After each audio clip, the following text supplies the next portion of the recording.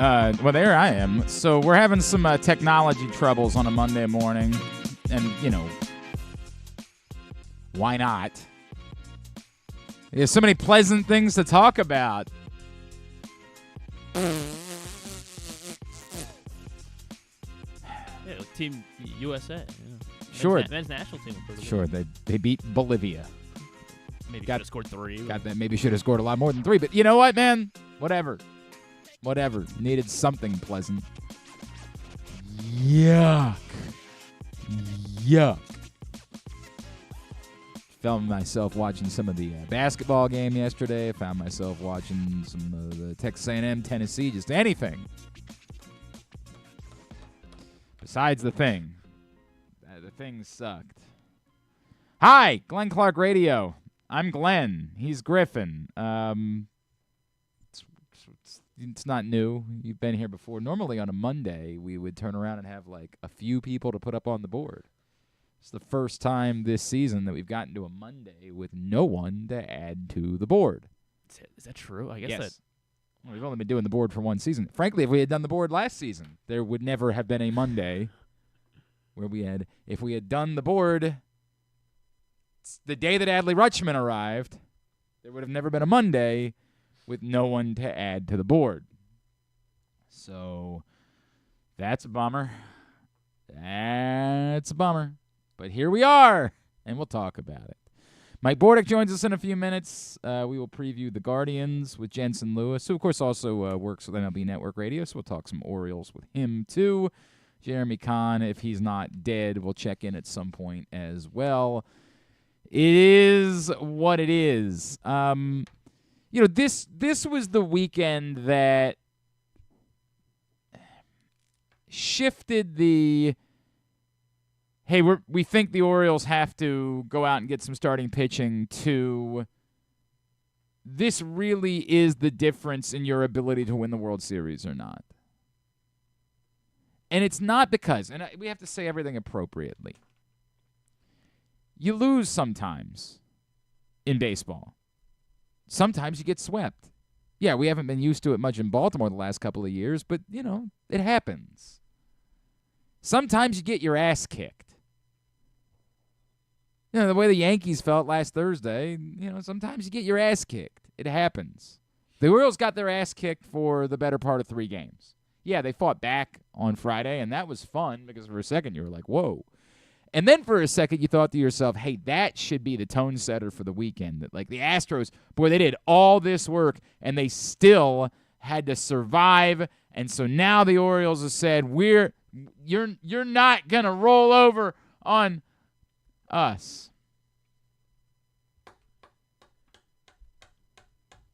Sometimes you get your ass kicked. That's baseball. So John Sterling would say, that's baseball, Susan. These things happen. They do.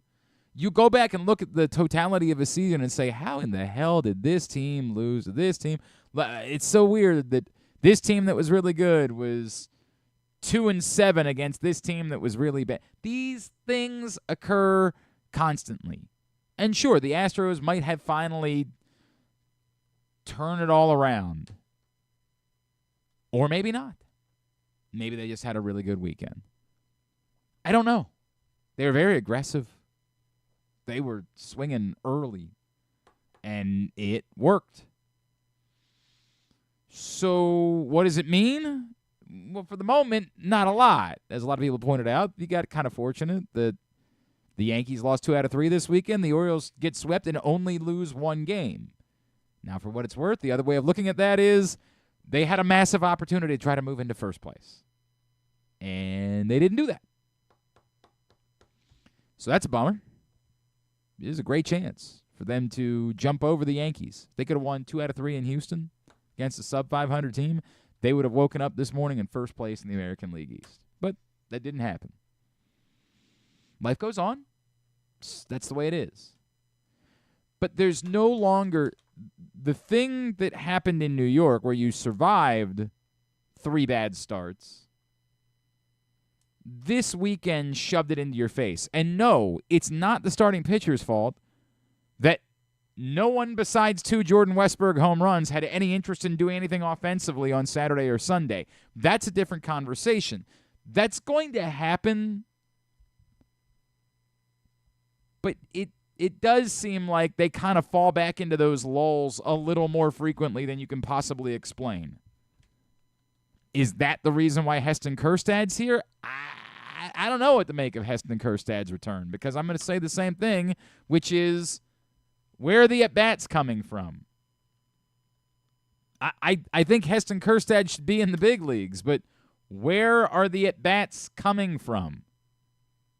It's the same issue unless there's an injury we don't know about. If this is just, hey, Nick Maton or Matone, whatever the hell his name is. Maton has served his purpose. He was here for a few days to make sure that Jordan Westburg was good. Jordan Westburg's good, so unless there's something else we don't know about, where are Heston Kjerstad's at-bats coming from this time? You have a lineup littered with first base DH corner outfielders that you don't have any interest in benching against right-handed pitching. Ryan O'Hearn, Ryan Mountcastle, Anthony Santander are not sitting down against right-handed pitching. So are you letting him be like an everyday-ish left fielder?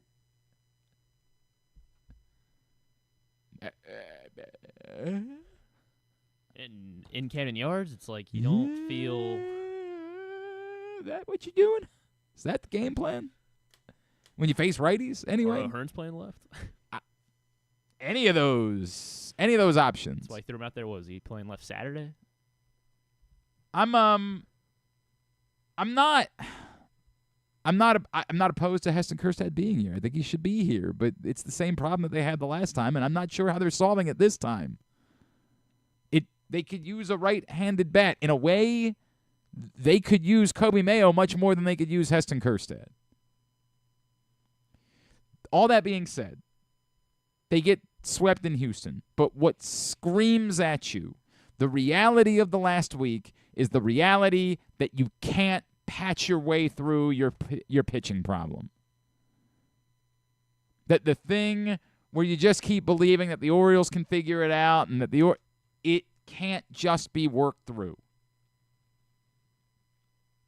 It is now either you're going to fix it or you're not going to win the World Series. It's very black and white at this point.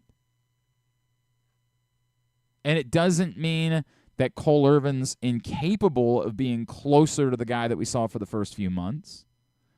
And it doesn't mean that just because Dean Kramer got his brains beat in a rehab start on Saturday that he might not be able to get back to the major league level at some point and be helpful. And it doesn't mean that Grayson Rodriguez is definitely the guy that we saw on Friday night and definitely not the guy that we saw the previous Saturday. It's just that the totality of it ain't good enough. I am getting pretty close to Suarez is a pumpkin. That was never something that was really worth believing in. It was more magic beans. And that's with no disrespect to Albert Suarez. It's just that there was nothing that suggested that was real and tangible and sustainable as much as it was ride the hell out of this thing while you can. And even if Cade Povich were to improve and be more like the guy that we saw against the Braves, Cade Povich is going to run into an innings limit at some point. He's never pitched more than 126 innings in his life. Cade Povich ain't your solution for how you're going to have enough starting pitching to win the World Series. And I don't know that he's going to be more like the guy that we saw against the Braves. I have no idea how that's going to play out with Cade Povich. I'm just saying that even if the scenario plays out where Cade Povich can be part of the solution, he's not part of the solution in the playoffs. It really is as simple as this. You're either going to solve your starting pitching or you're not going to win the World Series. Period. There's no real gray area in there. I think Grayson Rodriguez could still be more consistent. I think Cade Povich might still have good starts in him. I am accepting that we're probably about to see Julio Teheran make a start for a team that's trying to win a World Series in 2024. That's where we're at. He's made 2 good starts at AAA, and what is define good? I mean, they've been good. They have been. I had the numbers here a second ago. I'll tell you what they were. Julio Teheran on the 15th, 6 innings, 4 earned runs. 2. Sorry, take it back. 2 earned runs. Okay. 4 hits, 1 walk. On the 21st, 6 innings, 1 earned run. Holy cow! 4 hits. Oh my God! Telling you, Julio Teheran is going to be making a start for the Baltimore Orioles in the coming weeks. It's gonna happen because they don't have enough, and they're gonna fire that bullet in the gun at some point just to see what it is. Which almost in a way is dangerous, because what if like that works for a couple starts and you convince yourselves like, well, we've got our guy. It's Julio Teheran. It's actually, in a way, disastrous, that thought process. But it's going to happen. It's going to occur. Yeah, he pitches well at the end of July, and you're like, oh, we don't need Yeah, it. why would we go out and get here's your number 3 starter right here. It's Julio Teheran. They're either going to solve their starting pitching problem or they're not going to win the World Series. And this is the first true time that Mike Elias comes under the microscope. To this point, Mike Elias has had a charmed tenure as general manager. And that's not to try to be dismissive of it. He's been great. But there's a difference in, can you find talent and can you build a World Series winner? And sure, that's a deeper conversation, and what's the commitment level from David Rubenstein? We still don't know, and that there's a conversation that goes beyond it. But you made the move that you made with Corbin Burns. I keep coming back to that. If they had not made the move for Corbin Burns, 1, my God, imagine how bad the pitching problem would be. But 2, they might be in a place where they really say, hey, it's just not this year. We've had a string of terrible luck with our pitching. It's not this year. We don't need to make any moves for the sake of making moves. Let's hold everything, and this offseason will be the offseason in which we sort everything out and decide what it is that we're doing to make our run next year. But they can't do that because they made the move that they made for Corbin Burns. They set this up to make this year matter. Which doesn't mean that, like, if they were 10 games under 500, they would have to, start going, wait, we got to figure out a way to make it work this year. They did what they did. There were 2 options. The first was this works, and then you go in to try to win, or it doesn't work, and then you trade Corbin Burns away at the deadline. Well, you're not doing that. Corbin Burns is here. So you have to fortify it. You have no choice. The reporting suggests that the Orioles are comfortable waiting until closer to the deadline. That might be because they don't have another option. A couple different people have reported that the Orioles are in no rush to try to acquire pitching. There was a report from The Athletic this weekend that said Kyle Bradish's injury did not make them feel like they have to push the panic button. Well, let's be clear. Like, if they're saying we don't think we need to go out and get a starting pitcher, that's effing insane. Yes, you do have to push the panic button, but if the way it was worded is more they're content to wait until closer to the deadline, that might be because you can't make a deal before you get closer to the deadline. Again, we all know what the realities are. We are all looking around the league and seeing the same thing. Everybody's in the race in the National League. It is a quote-unquote seller's market as people just want to bang you across the head with over and over again. We understand all of that. Now, that doesn't change the Orioles' reality. You don't get to come back and say, well, geez, it was a seller's market. I mean, the price was just not what we wanted to pay. Okay, cool. Well, go ahead and enjoy not winning the World Series and potentially losing Corbin Burns after that. You don't get to use those things as like the excuse for why it is that we didn't make a move. The starting pitching isn't going to be good enough. You can't hope and pray and wish your way there. You have a 1. You have a 3 that you're using as a 2 and might be good enough to be a 2. But the consistency from Grayson Rodriguez is more like a 3. You have a couple of 4/5s in Cole Irvin and Dean Kramer. And one of them today, if you were to be, by the way, right now you'd be in a wild card series. One of those 2 guys would have to be your starter for a decisive Game 3 with your season on the line. Cole Irvin or Dean Kramer. That's the reality of what they face with their pitching. And the bullpen obviously is a problem too, but not even the loudest problem. Don't we need to yeah, thank you. It's an issue, but it's beyond an issue. It's a line of demarcation. You lose sometimes. You get your ass kicked in a series. It happens. But you don't get to pretend like the answer is still, well, but no. The starting pitching is not good enough not to win a World Series. Period. And the next few weeks will be, again, a measuring stick for Mike Elias. A measuring stick for you have done an incredible job of acquiring talent. Now, how can you use that to make your roster a World Series winner? And offensively, I think most of us believe it's possible. Yes, I think they could use one more right-handed bat, but maybe that could be internal. Maybe. There aren't the internal options to make this rotation, to me, World Series caliber.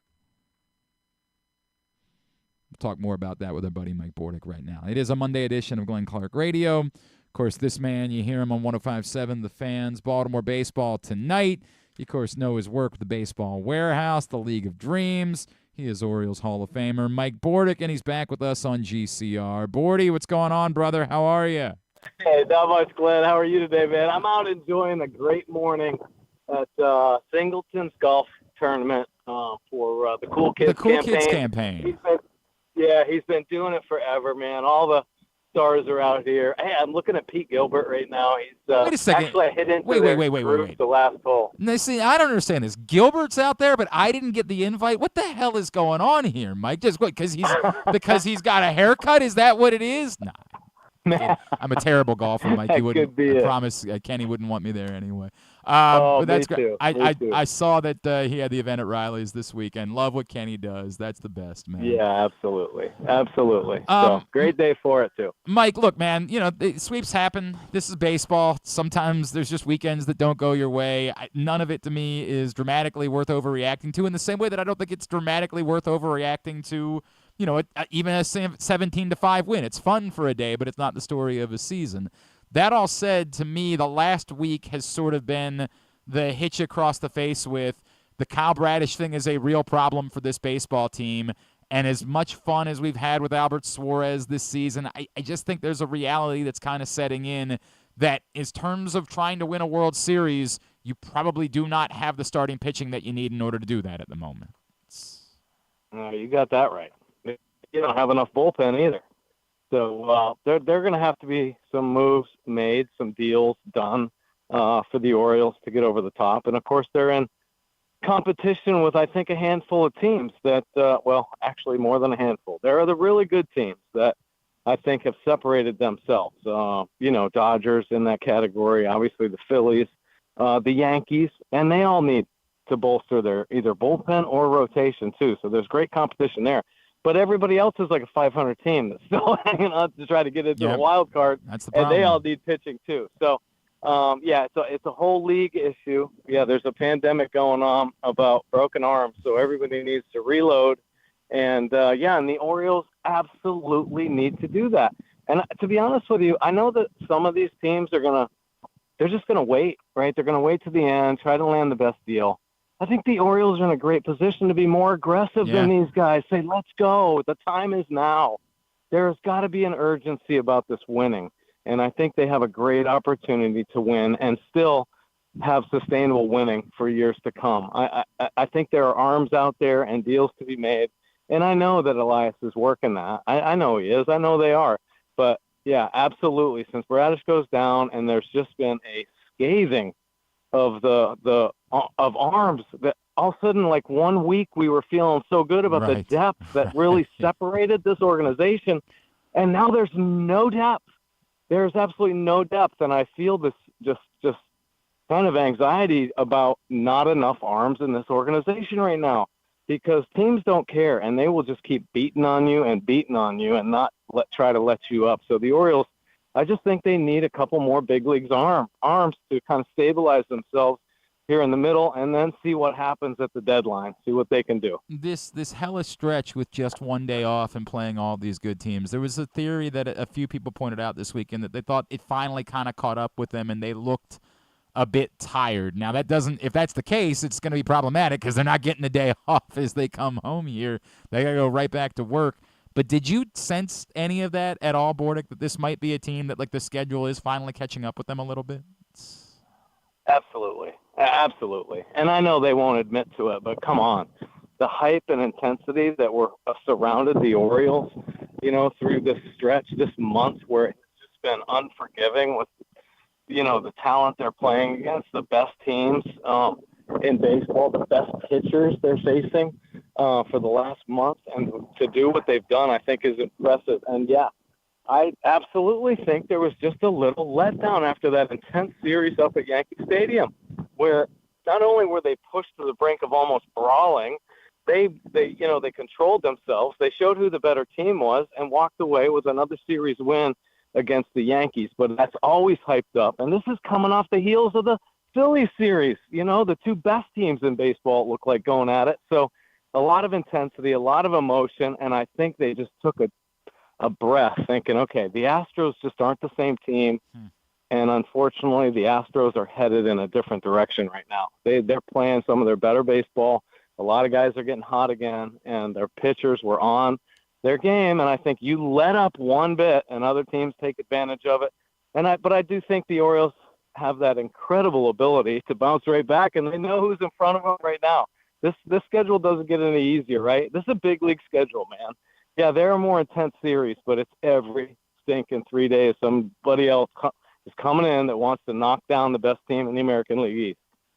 Maybe just like the emotion of being back home. Like you could take me through this, Mike. Like, does that give you a lift just to like get home and get into your normal bed and all that? Like, can that make up for the fact that you're not getting a day off today? There's no doubt about it.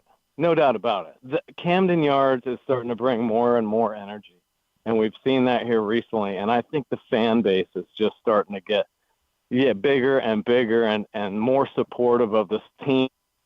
It's obviously gone on like a national level. I think the Orioles deserving, so much of this attention that they're getting. But, I think coming home and getting the fans behind them is just a great 10th player. And I think they play to them, too. They play really well. They're a great home and road team, but they love playing in front of their home fans.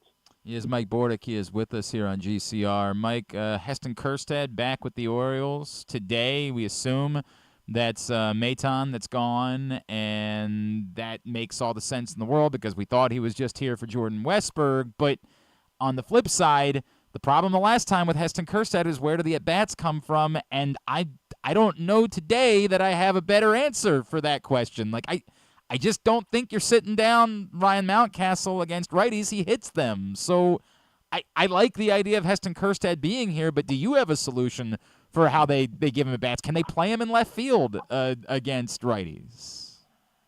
I think they're going to have to really try that because I think they just need a little extra offensively. It's nice to see Cedric Mullins and Austin Hayes coming back and being, more consistent part of what this offense is doing. Kowser's been obviously down here recently. I just think they're just a little more consistency offensively, and I think they're willing to take the chance to see if Kjerstad can play defense. in the big leagues. Because I will say this, and I like Cowser. I think he's great, but defensively, he's not as good, I think, as advertised right now in the big leagues. Okay. He's got a strong arm, but god dang, it's not very accurate right now. And so I don't know. I think they should take a chance on Erstad because, if his bat kind of gets going, that could really help this offense stay a little bit more consistent. You see what they do when more guys are contributing. They've put up some runs. So, with a couple extra bats in there, that will definitely help. Does it worry you at all, the unique nature of playing like left field at Camden Yards specifically? Like that is a tough place to try to get adjusted to playing left field. Oh yeah. Yeah, that's risky, man. You're taking a big chance, man. And I think I got to believe that, there are some people that are pulling for him to have a shot because he can contribute so much offensively. No doubt. But I think there are other people that are a little tentative and saying, listen, if we lose a game because of our defense, that it's just not a good thing. And the Orioles have actually had some problems here recently with some defensive stuff. So it shows up in big league games. Extra opportunities always come back to haunt you. So, but I think these guys deserve, an opportunity because the Orioles, this also too could be part of the trade system, showcase guys a little bit more. Somebody might say, okay, you're pushing Erstad. Well, I got to see him play in the big leagues more. You guys didn't give me enough of a chance last time. Run him out there for 5 days and let's see. It's funny you say that, Mike, because and I'm not trying to suggest that I want to see the Orioles trade Heston Kjerstad because I think he's a hell of a player and can be a significant. But it does feel like that could be the one area where you have a little bit of redundancy. He and Norby. That just might be the two most logical guys to try to use as centerpieces in a trade for a starter because they're the guys that might be a little blocked, that you just might have more of at the major league level and not an obvious path for what they're doing for the next 5 to 10 years. No, absolutely. And you got to showcase these guys. You got to see what they can do at the big league level. Other teams, possible trade partners. They just want to see a little bit more at the major league level. So I think, a lot of showcasing has been done already. This is a good opportunity, I think, for the Orioles to move some players and get some pitchers that will, put them over the hump a little bit and keep them as one of the most competitive and elite teams in baseball. What are you trying to shoot today, Bordy? I'm just trying to freaking square a ball up, man. Golf is the most frustrating game. It really is. Lucky me, I picked a couple of the most frustrating and mental games you can play, baseball and golf, right? God, the failure, the sports of failure, right? I got to tell you, it's not going to be a good lesson. I'm going to deal with it with my kids at some point, but I just got, when I lived in Arizona for a couple of years, I got so frustrated with golf that I just quit. I just said, I can't do this. It's hell. I can't. I enjoy being a part of the charity events because I get to see some friends, and the group. So the people that I play with are always awesome. They support good causes. But that's it, man. I don't go out and think that a round of golf is going to make my day. It's actually going to make it a little bit worse. No, miserable. All right, Mike, we always want to talk up what you have going on in your world. What can we talk up this time? Yeah, well, definitely just another shout-out to the Cool Kids campaign. Singleton has done, and Chris DeFrederico, they've done so many great things in this community. They've expanded to, I think they have 4 more tournaments here in the Mid-Atlantic. So keep an eye out for that kind of stuff. He does great work. League of Dreams, off and running, doing so many good things. You got to check out the website. It's been revamped, leagueofdreams.org. And I'm always hustling, man, with the Baseball Warehouse. I love giving kids lessons. I love public speaking. I love talking to parents about, this great game and just an approach because I feel like I can relate. I've been in literally every seat. I've been playing at the highest level. I started when I was 5. I've gone through the whole process, and I've had a bunch of kids that have played too. So it's fun sharing stories with other parents and things like that. I'm promising you I'm taking my boys to see you at some point. You and I are going to be talking about that because they're falling in love with baseball, and my 9-year-old smacked the heck out of a 2-run double in his playoff game this year, and it's the most excited I've ever seen him, and he's still talking about it. I love it. Mike, he's still, every day he brings it back. Dad, remember that? I'm like, yeah, buddy, I remember. That's what it's about, brother, right there. We're going to come see you. At Bordick on Twitter, as always. Cool. Give our best to Kenny and to Pete and everybody. Love you. Always appreciate you doing this, Mike. All right. I appreciate you, man. Thank you so much, Glenn. Mike Bordick with us here on GCR. The Kjerstad thing really is quite fascinating to me. Again, with the caveat of, is there something we don't know about? Because if it's just Maton, I don't really understand. Mike says you're going to have to let him try left field. And maybe that is the answer, right? It might just very well be, hey, at this point, you can't continue to I'll be the one to say it out loud. Are you reaching a point where you're considering sending Colton back down? He brings that up. It's fair to point it out. Now, even as he struggled, he's hit the ball very hard. So I would be surprised by that being the case. If they did, that would sort of be like loudly announcing that Heston Kjerstad's going to play left field. It's an awful lot of left-handed or righties that are – it's so funny because I always bring this up with Ryan Mountcastle. Like, Ryan Mountcastle, you almost treat like a left-handed bat because he hits righties so well. So I'm not – yes, does he hit lefties better? Sure. But it's like, I think something like he hits 270 against righties and 290 against lefties. Like, it's not a sizable difference. Ryan Mountcastle is not a platoon bat. He's not sitting down. It would be foolish for that to be the case. But you want to have the Cowser conversation, let's have the Cowser conversation. We love Colton. Maybe nobody more than Griffin. We love Moo. We love the whole thing. Why do you think I made his face the biggest one on that board? It's almost uncomfortable for what we're trying to do over here. It's really been he was supposed to be on there a again. bit of a problem for the things that we're attempting to accomplish. But if you want to talk about it, we'll talk about it. Like, we all know the way the season has gone. He had an amazing couple of weeks, an unbelievable couple of weeks. And, yeah, those couple of weeks are kind of holding up his numbers in a way that, like, you say, hey, they're bad, but they're not. Like, he's hitting 225. And if you took away those couple of weeks at the beginning of the season, what would you be dealing with?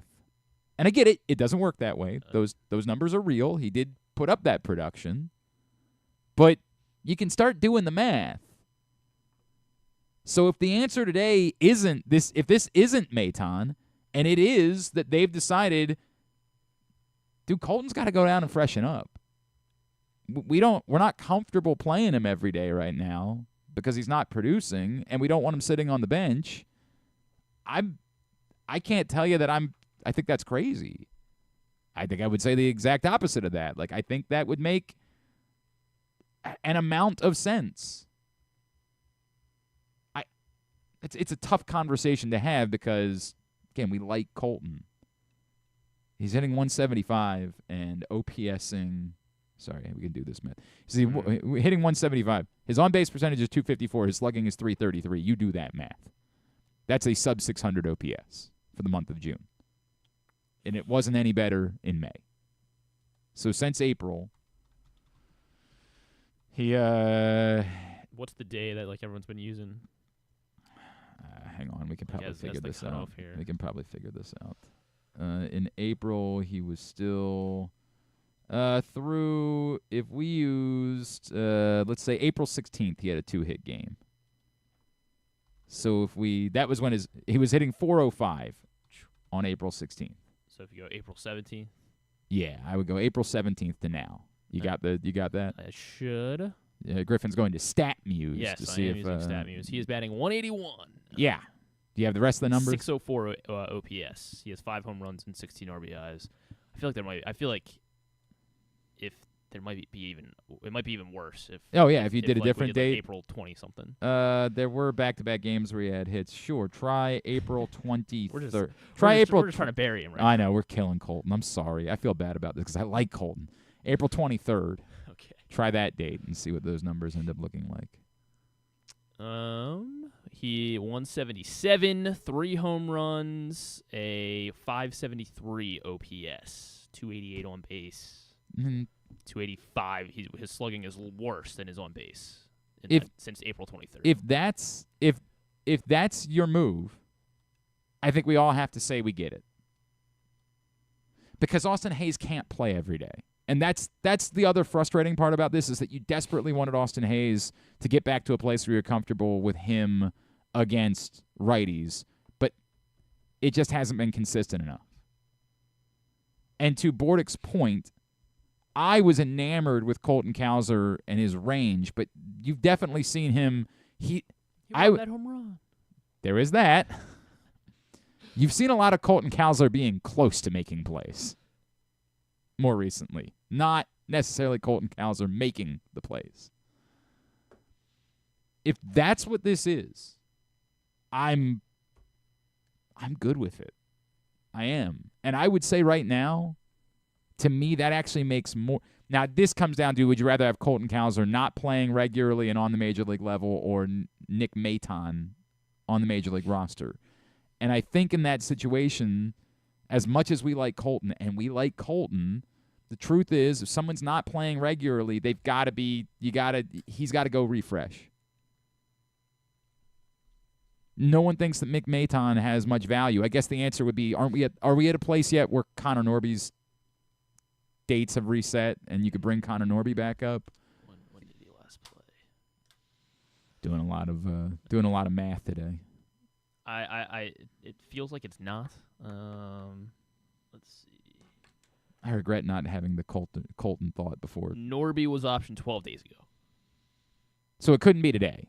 No, unless somebody's going on the injured list. But it could be this week. Like it could very well be that you leave Maton here for another 3 days, and then you make that move later on in the week.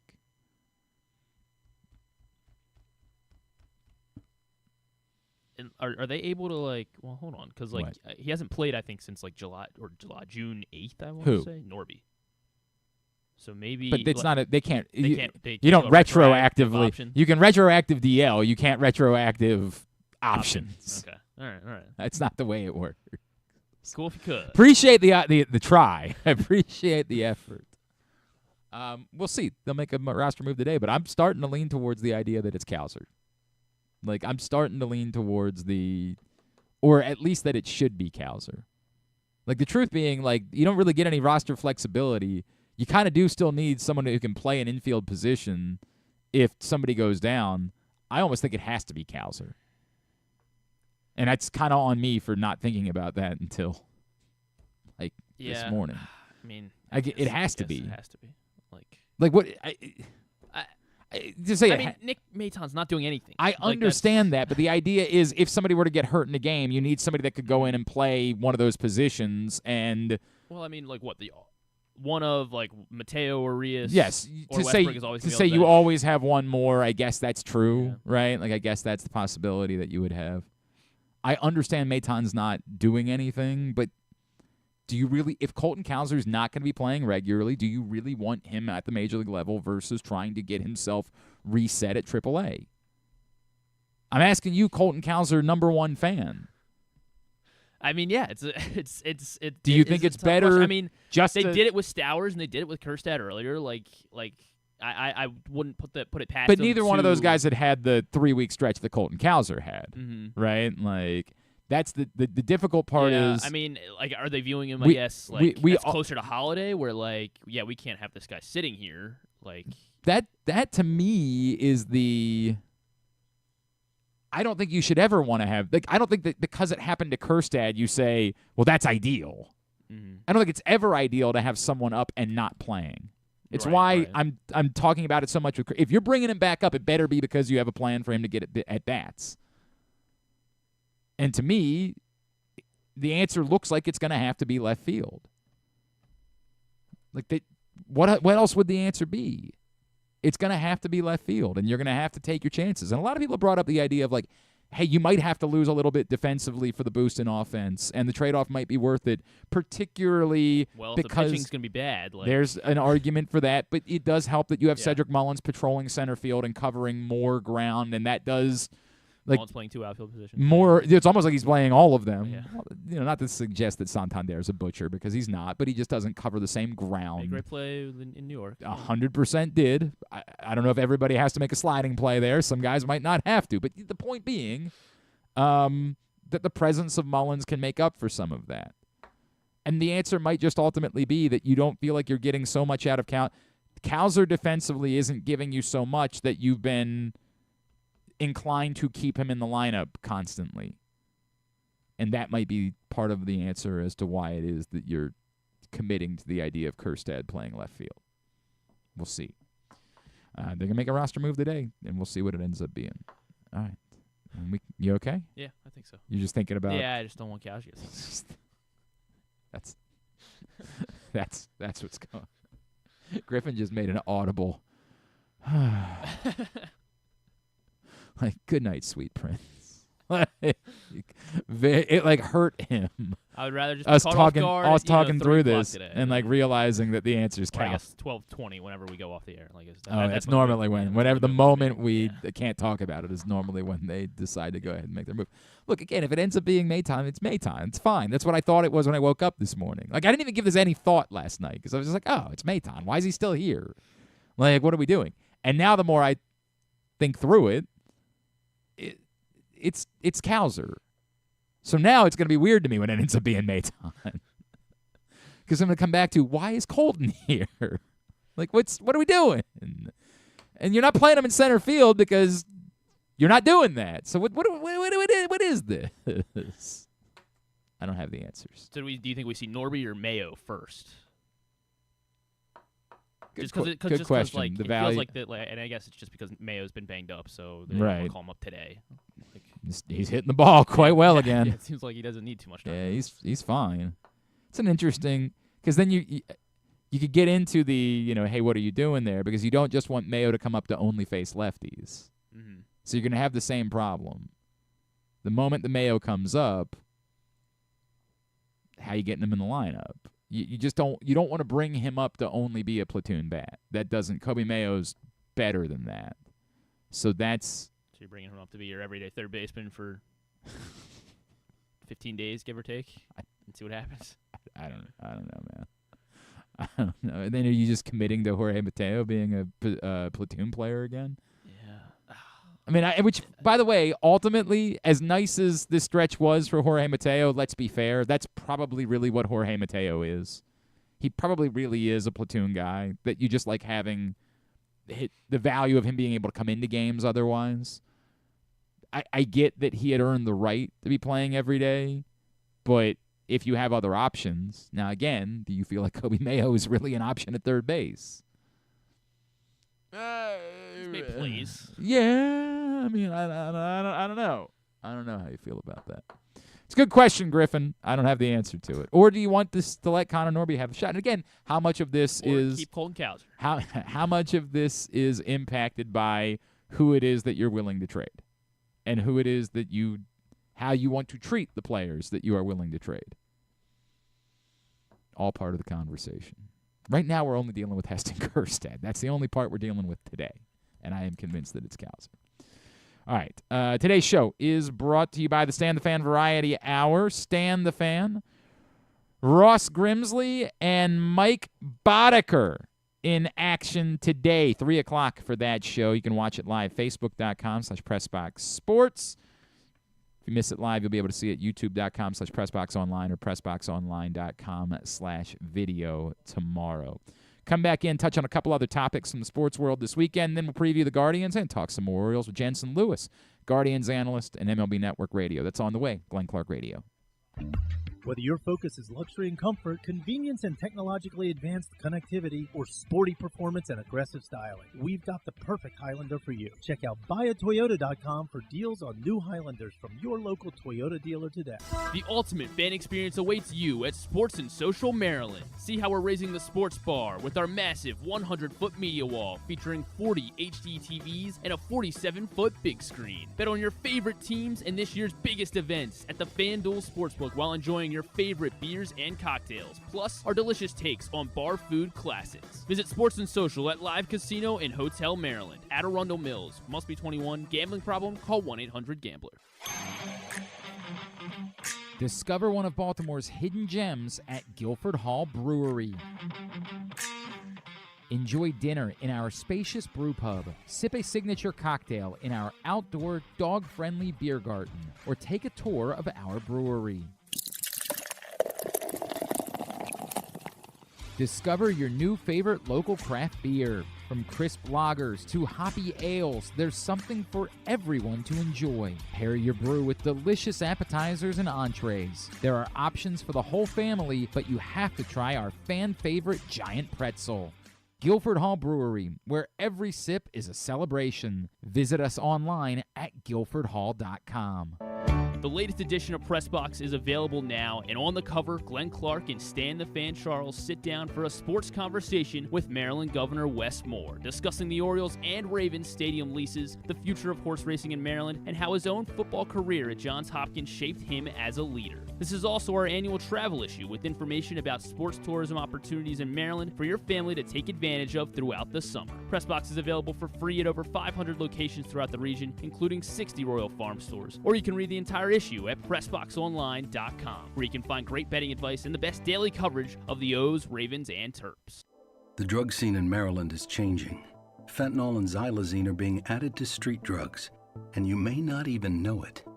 Xylazine is not even intended for humans, and fentanyl is an opioid 50 times stronger than heroin and contributed to over 80% of overdose deaths in our state. Anyone who uses drugs, even occasionally, is at risk of overdose. To learn more, visit stopoverdose.maryland.gov or call or text 988. The days are getting hotter, and so are your Baltimore Orioles. Hi, I'm Paul Valley, and you can join me and Ryan Blake on the Bat-Around every Saturday at 10 a.m. as the Orioles march towards another postseason berth. With a Cy Young candidate in the rotation and multiple MVP candidates in the lineup, this might be the most well-equipped Orioles team to end a decades-long World Series drought. From the Midsummer Classic to the trade deadline and beyond, Ryan and I will be with you through the dog days of summer and into those crisp fall nights. So tune into the Bat-Around every Saturday starting at 10 a.m. right here with Pressbox. Contrary to what some people believe, I actually like this guy when he sleeps. Glenn Clark, talking sports. All right, back in here on GCRs can continue along on a Monday edition of the program. John in Little Rock asked for an update on the Euro standings or the Copa Euro, the Euro America. Is that what we call this? The Euro America standings? Proctor called it the Euro Copa Mayo Dog Challenge. That's what he called it. Right now, Nick Kelly and Dr. Nick and I are tied at the top of the table. We both have 15 points. Ugh. Then John Proctor has 13 points. Kyle, Ryan, and Jeremy all with 10 points, and tied at the bottom of the table with 7 points each. Well, neither of my Copa teams played. You and John Little Rock. You do have that going for you. Yeah. Did John have a Copa team play yet? Oh, Chile, and they got a draw. And Panama, they lost yesterday. Ooh, boy. Right? Yeah. Ooh, so John, you would say, is maybe in the most trouble. I Poland, think so. Poland is really hurt Ooh, him. Yeah. Really. Now, in fairness, they're a one-man roster. But yet we've expected a little bit more from that one man than what they've gotten. And obviously the Belgium thing really hurt John there because that was like his hope for getting some points. And I'd love to see you get a loss today. I have Spain. Yeah, and they're playing Albania. Yeah. I mean, I got to sort through. They've already booked their spot in the knockout round. Is there a chance that they're not pushing in the second half and that Hopefully. I don't know. I don't know enough to know about that. Yes, the U.S. did play their opener in the Copa last night and won 2-0 over Bolivia, and that's all well and good. I do think that they could have done more. I said this, John and I actually were talking about it during the match last night. I would have liked to have seen a little bit more run of play, crossing, like spectacular offense. The Pulisic's shot was unbelievable. The second, it just felt like these are goals that you can score against Bolivia that you might not necessarily be able to score against real competition. That doesn't mean, and John pointed out, hey, this is a team that's plenty capable of losing to a country like Bolivia. That's true. That's true. They probably should have scored more. There was obviously the one in the second half where I don't remember who it was. Who was it that was standing on top of the goalie that had the rebound opportunity and ended up kneeing it right back to the Bolivian goalie who was on his butt? I don't even remember who that was, but like that should have been a thing. I don't know if they won. Just deal with that for now. That's all I got. I feel so dejected talking about it. Like, they won. That was a good thing, but our expectations are so minimal that like it would take something dramatic for us to be terribly excited about it. Next up, they return to action Thursday night when they take on Panama. That's their next match in the Copa. That'll be slightly better Jeremy competition. was upset he got USA. Yeah, right? They got a big win. That's 3 points. Jeremy, what are you mad about? Also from the weekend, obviously, we're going to get a Game 7 tonight in the Stanley Cup Final. I have enjoyed a lot of the discourse about like who actually feels more pressure tonight. It's easy to say, hey, it's Florida because you're in danger of going into history of teams that have blown 3-0 leads. But on the flip side, now all of the momentum is on the other side in this series. Like, everything is on the I think most of us now believe Edmonton's going to win. And so is there some weird world where, like, the pressure has come off of Florida? Like, look, man, you know. Like, they got I don't know. I still feel like it's Edmonton that's, like, got nothing to lose. Like, even though, obviously it's now Game 7. Yeah, it's Game 7 of the Stanley Cup Final. The past 3 games. And I just don't know. I don't know how those dynamics change on a night like tonight. Maybe it just defaults back to like the way that was when the series started. That you're Edmonton, you got the best player in the world. I don't know how much it matters that you've been the better team. It's crazy because he had like one shot the other night yeah, in Game true. 6. They were still dominant. Yeah. Dominant in Game 6. I don't know what to make of that. It's very, very interesting. I did watch Game 2 of the College World Series. I didn't watch any of Game 1 on Saturday because I took the kids to see it. Speaking of hockey, big month for hockey, right? Between the Stanley Cup Final, Inside Out 2 is based around hockey. I didn't know that. Probably one of the when you're ranking hockey movies. Yeah, like showed up, and I was like, wait, this is a hockey movie? What? This is very weird. And then, of course, Shoresy came back this weekend, like a big month for hockey. They did the 30 for 30 on the Vancouver. That's right. That's right. What? It is a wild. Hockey's having its moment. I swear to God. They say June is the month of hockey, yes. Like, I got like 10 seconds into Inside Out 2, and I'm like, what? It's like entirely about hockey. It's very weird. It is, yeah. It was. It's very. That was one of my bigger takeaways as well. Did you see Inside Out 2? Of course. Okay, I don't know. Inside Out 1 was much better. I liked Inside Out 1 a lot. Everybody loves Inside Out 2's made like $1 billion at the box office. There's nothing else right now. I mean, I'm sure that's part of it, but it's definitely got like great reviews and word of mouth and all that stuff. It's very weird. But yeah, I did not know. No clue when I showed up. My wife looked at me. She was like, "Have you watched Inside Out?" And I was like, "No, maybe." The first one you didn't see? I think I did I guess after you I have kids. No, but during the pandemic, okay. like Disney Plus was getting us through, bro. Like during the pandemic, it was nothing but Disney Plus every day. At that point, the boys were 5 and 3. We were saved by Disney Plus, and we watched all of it. I mean, we explored every crevice of the history of Disney during the course of the pandemic. So they don't miss. In seeing like the emotions, I was like, yeah, I've seen this before. But Inside Out, I want to confirm, was not a hockey movie. I mean, she played hockey. But I don't think that was the predominant story. It wasn't the predominant storyline of Inside Out 2 was hockey. It is a hockey film. It was weird. Hockey in San Francisco. Just didn't see it coming, man. Did not know. Wow, what's going on here? I feel like there was something else. Oh, yeah, the College World Series. So I watched Game 2 yesterday. We get a decisive Game 3 tonight. It's a bummer that it's the same night as a decisive game in the Stanley Cup Final. Like, you couldn't push this one back to Tuesday. Yeah, I guess that's like just fair. You know what I mean? Like, it's just a bummer that you got to choose. You got 2 different decisive games for championships. You have anything? Do you have anything to say about they were both 4-hour-long games, weren't they? Yeah, there was a lot of discourse about that. It's for the championship. I don't have anything to say about that. And by the way, college baseball games typically go longer than Major League games go because there's normally more scoring. I get that wasn't the case yesterday, and it being a 4-1 game. No, there are going to be more pitching changes. There's going to be more heightened moments. You're playing for championships. I'm fine with that. That's something that college baseball might have to deal with during the course of the season. They might have to think about that. Like I don't watch as much college baseball during the course of the year. If every game is 4.5 hours long, then they got to talk about it. But these are championships. No, I have no problem with the fact they're going a little bit longer. And I just posted a poll, by the way, at the Glenn Clark Radio on Twitter. Should it be Maton or should it be Cowser going down to get refreshed? I'm not going to be surprised by the results being quite skewed towards the guy that no one cares about. But I'd like to get a thought process. I'd like for someone to share a thought and not just click a vote. Let's talk through this a little bit more today. That's at Glenn Clark Radio on Twitter.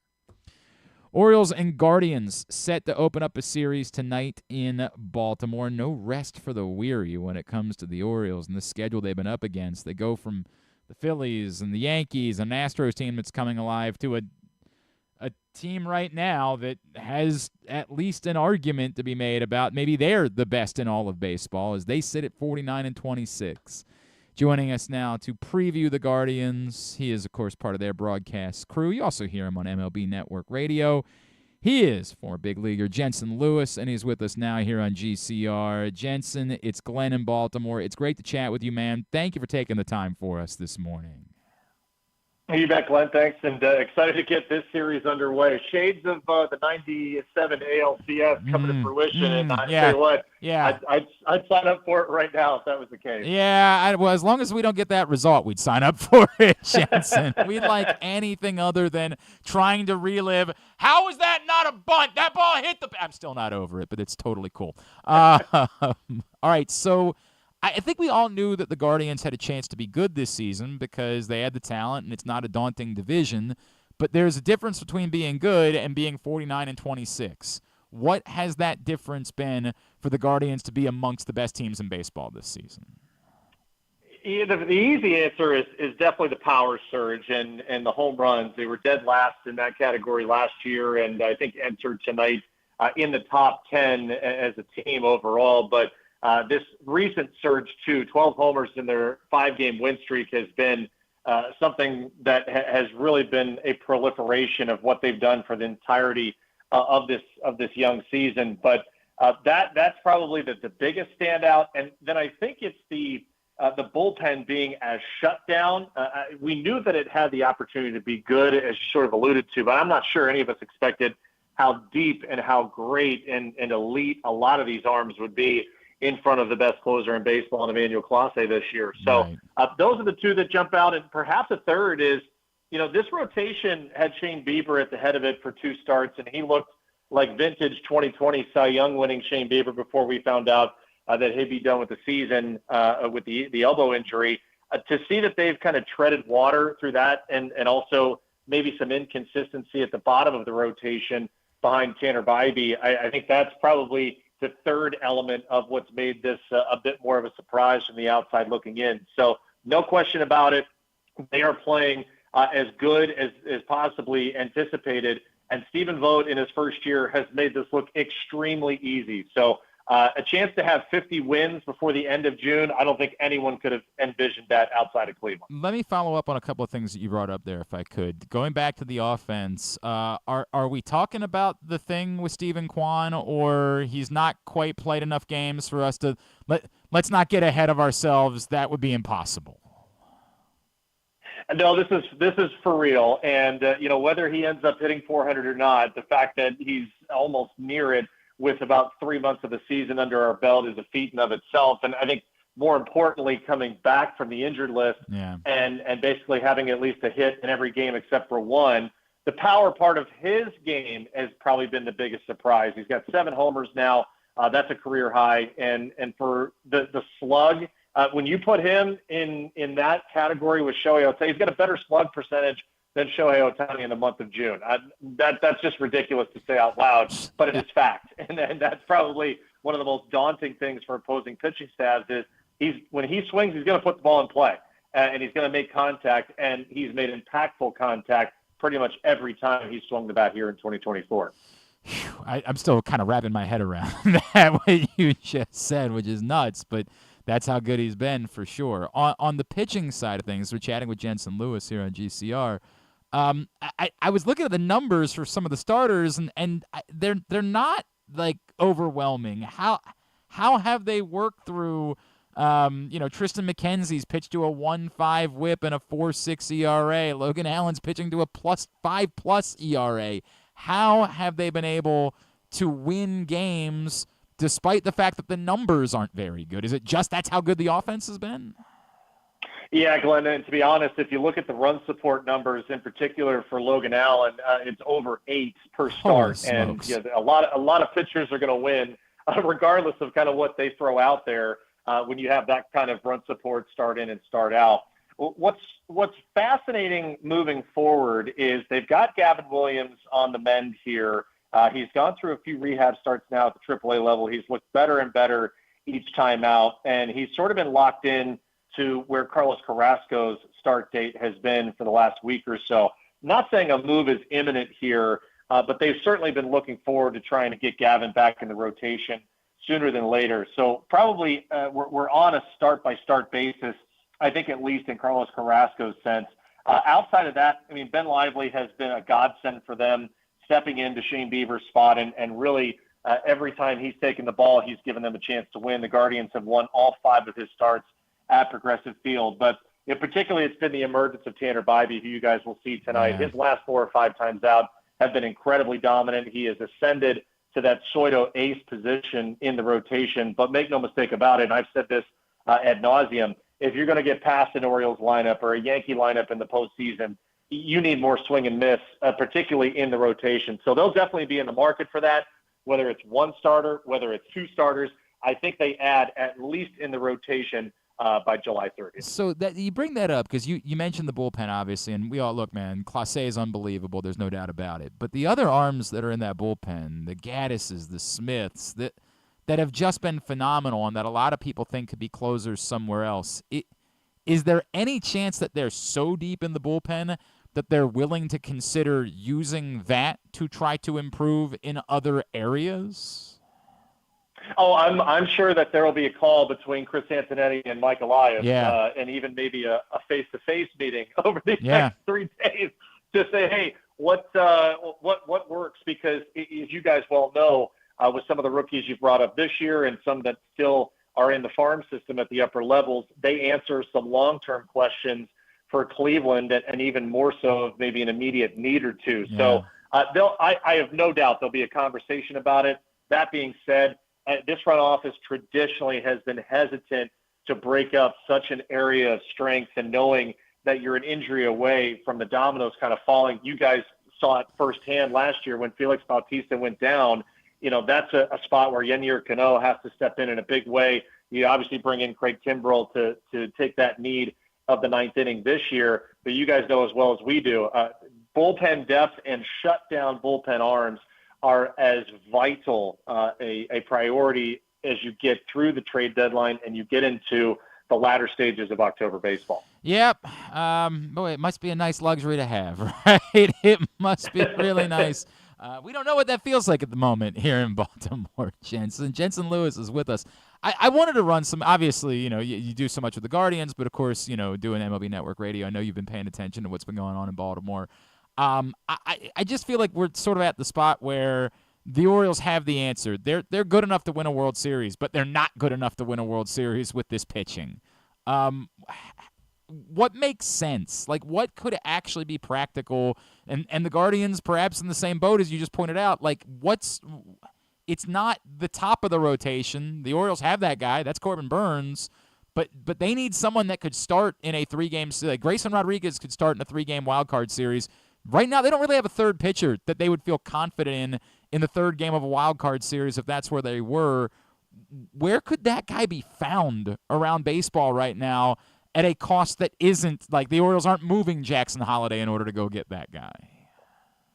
Yeah, I think obviously the easy answer is Garrett Crochet in Chicago, and to realize the depth that Chris Getz could get as far as prospect capital and perhaps major league ready players it goes without saying. Of course, there'll be suitors, with the Dodgers will definitely be calling with their rotation question marks. It's going to be a big time commodity that I think it's not a matter of if, it's a matter of when Garrett Crochet gets moved from Chicago to a contender. Now, that's a scary thought of Corbin Burns 1, Garrett Crochet 2, Grayson Rodriguez 3. I mean, that will definitely get it done. Maybe a backup option, and I know he'll also be a commodity that's well sought after, is Jack Flaherty in Detroit. And I know that you guys will chuckle at that because you've already seen how that experiment worked out. And so going back to the well there may have a little PTSD for some people. But, I still think that there's going to be some arms out there that present itself. And Eric Fetty won't jump off the page to a lot of people. One. But as you said, Burns feels good, Rodriguez feels good, and then you just need a guy that can get you deep into a game. He may not strike out the world, but he's got potential to do it. He's had a few starts where he's had a lot of swing and miss. That seems pretty affordable for an Oriole farm system that you don't have to move top-tier talent to get. I keep coming back to that one, Jensen. Like, Fetty is the guy that and I get part of this is because there's so few teams that we know are actually out of it and are going to be sellers, so we're kind of obsessing over the couple that are. But even in comparison, the Crochet problem being, does he have the innings in him to help you go win a World Series? And I'm interested in Crochet, and perhaps would solve a problem for the Orioles because if Corbin Burns not around, that gives you a top of the rotation starting pitcher for a couple of years to come. But I don't know what to make of the innings thing this year. And on the flip side, Fetty to me is he checks the boxes on the innings. He's made tangible changes from the guy that he was during his time in the KBO. Like I'm actually quite compelled by Fetty, almost even more so than Crochet at this point. Yeah, and again, that becomes your lesser of two evils, without a doubt, because as far as the prospects you'd have to move, and knowing you still have an extra year of team control with Fetty too, I think it makes it a lot more palatable from an affordability standpoint, and also to realize that you're coming into an off season where you're going to have some significant starting pitching assets available, and of course the opportunity to bring Corbin Burns back on a long-term deal. Jensen Lewis, I just want to run this thing by you today. The Orioles are bringing back up Heston Kjerstad, and I don't know how much you guys might have even talked about it this morning, but when I saw that, I said, okay, sure, they got a roster spot. They had brought Nick Maton up, who's he's a 4A guy, and he's not serving any purpose for them. But Colton Cowser has struggled mightily. Like he lit the world on fire for 3 weeks. He was Stephen Kwan for 3 weeks, right? And since then, he's been a sub-200 hitter. And Heston Kjerstad, if he's going to be up, needs to get at bats, and looks like left field might be the spot to get him. It's tough to do because we had been talking about Colton Cowser as one of the leading candidates for Rookie of the Year for a little while, but is it maybe more sensical to say, hey, this is someone we believe in, perhaps it's time for him to go down and refresh for a little bit at AAA and try to get him right again instead of having him linger at the major league level but not really get regular at-bats as he's struggling?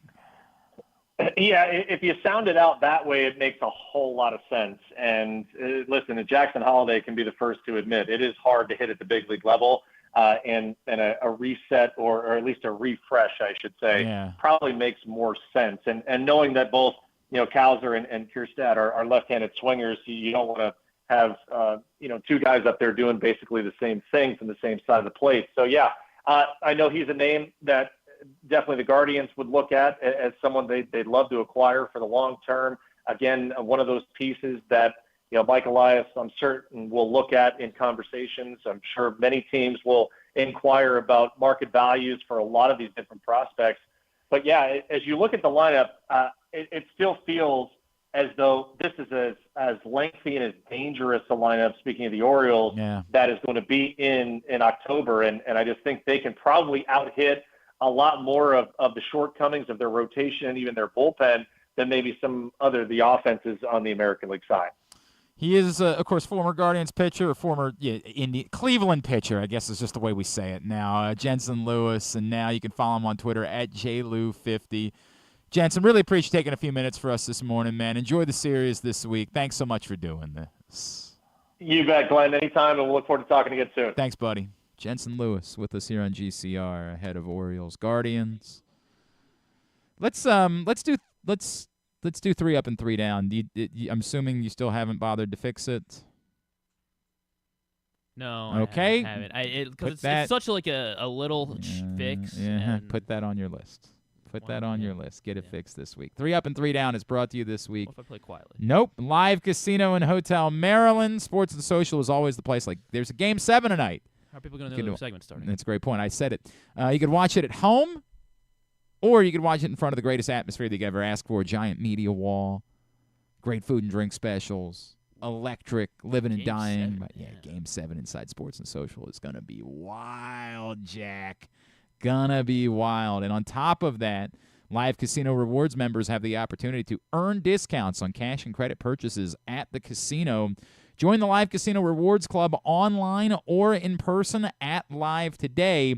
See complete details, livecasinohotel.com. Tough because it was a 2-4 week.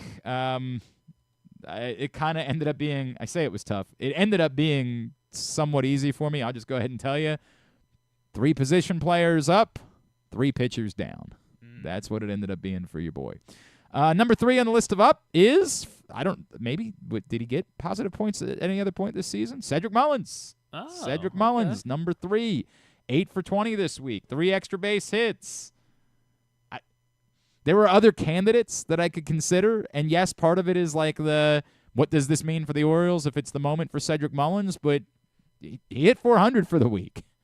Cedric Mullins deserves to be on the list. I think a lot of people were confused by sitting Cedric Mullins yesterday. I get it. It was a lefty, but ironically, Valdez is not like dramatically better against lefties than he is against righties, so I kind of understood the confusion about why it is that as Cedric Mullins was finally getting going, you decided to sit him.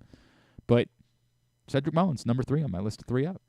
He would have been my number 4. Cedric Mullins did not make my list because I went with it came down to me between Gunnar and Cedric, and Gunnar did everything. Figure out who else goes Gunnar on my list. Who else do you have on your list? All right, we'll get there. Yeah. We'll get there. Just Gunnar was just. he was Gunnar, and he did everything just slightly better than he stole more bases. There was a little bit more power than Cedric. So Cedric, I have no doubt he'll be on the list again, but Gunnar's my number 3. Gunner's number 2 on my list. OPS 1175, despite the fact that he went 0 for 6 on Saturday and Sunday. So imagine what it could have been. Gunner's number 2. Ryan O'Hearn is my number 2. Okay, I'm fine. I'm for the clutch at bats in New York, and I guess they were first inning at bats, but like they still felt like clutch at bats and setting a tone against the Yankees. He didn't do a whole lot in Houston. No one did. But Ryan O'Hearn, I think it's just kind of a statement to like what he's been really since he got here. Okay, look, man, I love Ryan O'Hearn. Ryan O'Hearn had a great week. We debated stepping up against the Yankees. That was big. Ryan Ripken and I had a conversation yesterday over on the Fan about whether or not it's time for Ryan O'Hearn to be granted the chance to start against a lefty. Now, again, I don't. It's not an easy thing to do, but has he become such a complete hitter that it's worth seeing that? And we mentioned, I don't remember who the lefty reliever was the Yankees brought in on Thursday, but like he hit a screaming liner to third base. They just happened to be right at Cabrera. I don't know. Would that cause you more problems, you think, if he does figure out how to hit lefties? Their issue is they don't have enough right-handed bats. So just the fact that he can hit lefties would help solve that issue? It would. If he could, it would help solve that issue a little bit. Like right now, the problem is they have too many bats against righties. They don't have enough bats against lefties. So I'm not suggesting that they. I'd be open to it, obviously. That they need to, and the numbers certainly don't suggest for his career that it's something you should do. But it was brought up when we were having this debate about him being pinch hit for Austin Hayes. Like somebody said, well, at some point I might like to see him against a lefty. And I was like, well, I agree, but that's probably starting against a lefty, not this spot against a lefty. Ryan O'Hearn's been awesome.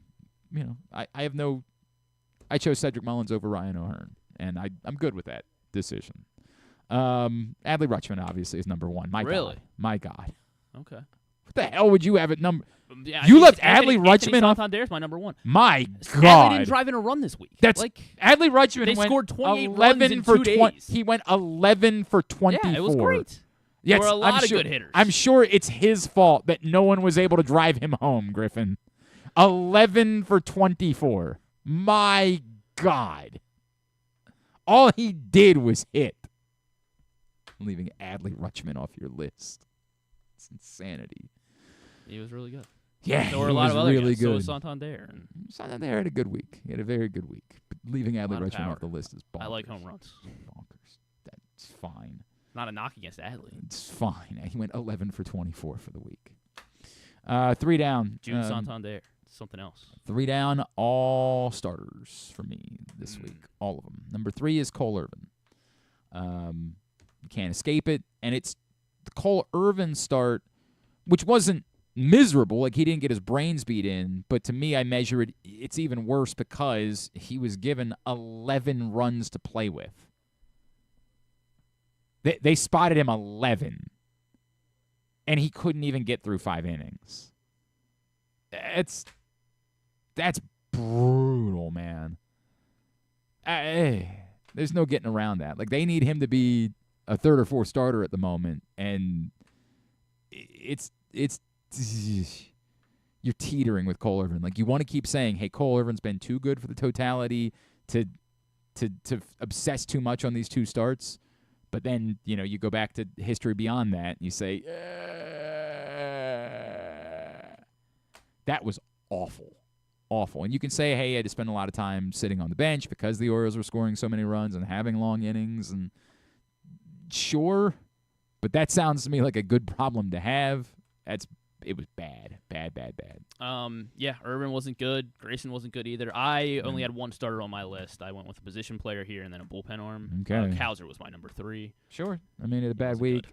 But how many at-bats did he have this week? He had 16 at-bats. Yeah, that's tough for me to I could not measure that against. It's just I understand it's bad in all, but for the week I couldn't measure 16 at-bats against 17 plate appearances. These guys. Number 2 is Albert Suarez, who got to do it twice. Who got to go out and have 2 bad starts for the week. I get it. You can say, hey, what are real expectations for Albert Suarez? Well, right now he's their number 4 starter. You can't, you know, we can. I'm not even supposed to be here today. All we want, but we are veering into, again, Julio Teheran taking his spot in the rotation. And I don't like saying that, but that's the reality of this. And I get you can say, hey, well, he was so good for a handful of starts, but it was sort of smoke and mirrors-y. Like, it's not like his stuff was so, oh, my God, how did everybody miss on this? I get that he was getting whiffs, and that's a good thing, but it just never felt like it was real to me. Albert Suarez is number 2. Albert Suarez is on my list. My number 2, he's going to be my number 1, Albert Suarez. Jacob Webb was my number 2. Jacob Webb was Friday definitely night, bad. Friday night was, it was he couldn't get it out. And, they ended up, obviously, they turned it into a game. Yeah, but it's badass that you would put him on the list over. Grayson Rodriguez is number. All right. Grayson Rodriguez was dreadful. He was not good. Dreadful. Now, ironically, it's sort of who did the same thing. Grayson Rodriguez, even when he gets his ass beat, strikes people out. It's the weirdest thing in the world. He got through 5 innings. Like, that's still great. Great. 5 innings of getting his ass beat. I mean, yeah. And the Astros beat everyone's ass this week. That's fine, but it's much more difficult. They didn't beat Corbin Burns' ass. They got 5 hits off of Corbin Burns. Now, by Corbin Burns' standards, it was a bad start. Mm-hmm. It was, by his standards. But it's more problematic with Grayson because Grayson needs to be settling into consistency. And if Grayson Rodriguez gave you what Corbin Burns gave you, that's still not good enough. But he got beat like a drum on Friday. awful. I mean, awful. Just tagging him early and adjustments not being made. And the strikeouts came because the Astros were willing to swing. Like, they just sort of said, we think we can hit you. We're going to go up there and swing. And given what Grayson Rodriguez needs to be for this club to have a chance at winning a World Series, good.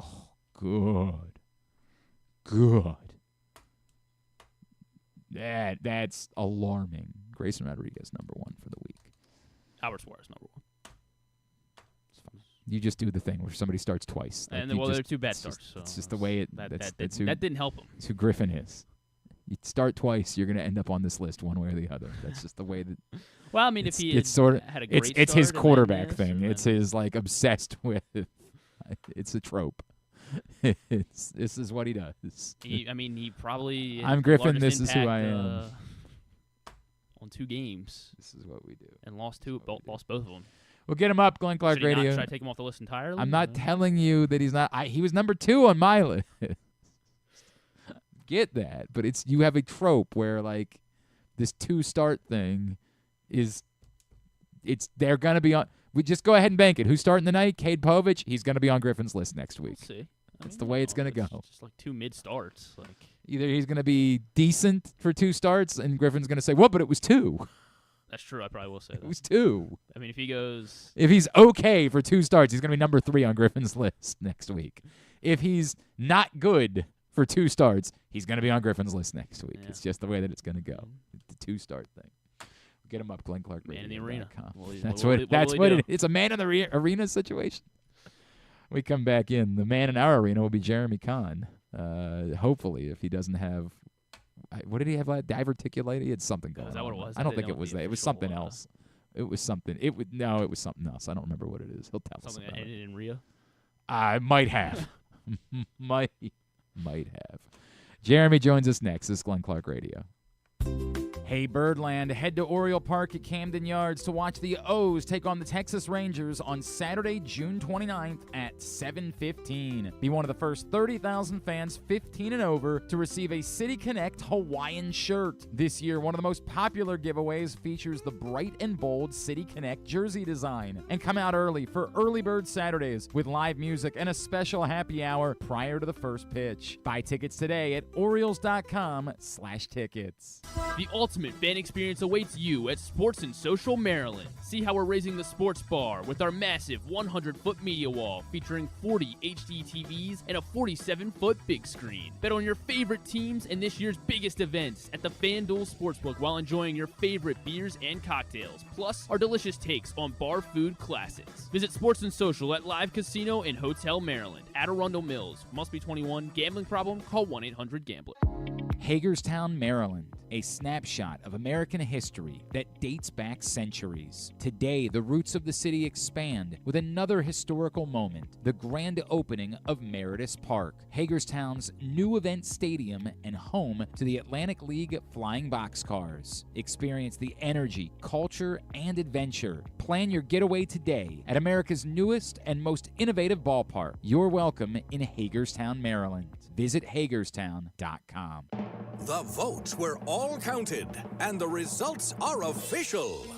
Royal Farms was named #1 for food in the USA Today 10 Best poll, receiving more votes than any other convenience store chain in America. The next time you want to get some good food fast, doesn't it make sense to go to Royal Farms? Voted best in the USA and home of world-famous chicken. Real fresh, real fast, Royal Farms. The Toyota Tacoma comes in a range of models and trim lines, so you can choose the perfect Tacoma to reflect your unique personality and driving habits. Check out buyatoyota.com for deals on new Tacomas from your local Toyota dealer today. Gambling can be a fun and entertaining experience, but there are risks involved. If you're planning on betting on the game at the casino or on your phone or computer, know your limit, stay within it. Set a budget and a time to stop. Remember, gambling isn't a financial solution, and it doesn't mix well with alcohol or drugs. Know the risks and have a plan before you begin gambling. For free and confidential services, call 1-800-GAMBLER 24/7 or go to helpmygamblingproblem.org. The Ed Block Courage Award Foundation has been working in partnership with the NFL for 46 years to support abused, neglected, and at-risk youth across the country, partnering each team with a children's facility or program that supports the well-being of those in need. Annually, one player from each team is selected by their peers to receive the Courage Award for their inspiration on and off the field. Learn more about how the Ed Block Courage Award Foundation makes a difference, and be sure to check out their latest podcast and web series episodes at edblock.org. Coming back in here with Glenn and the other guy, Garrett, whatever his name is. You know who they are.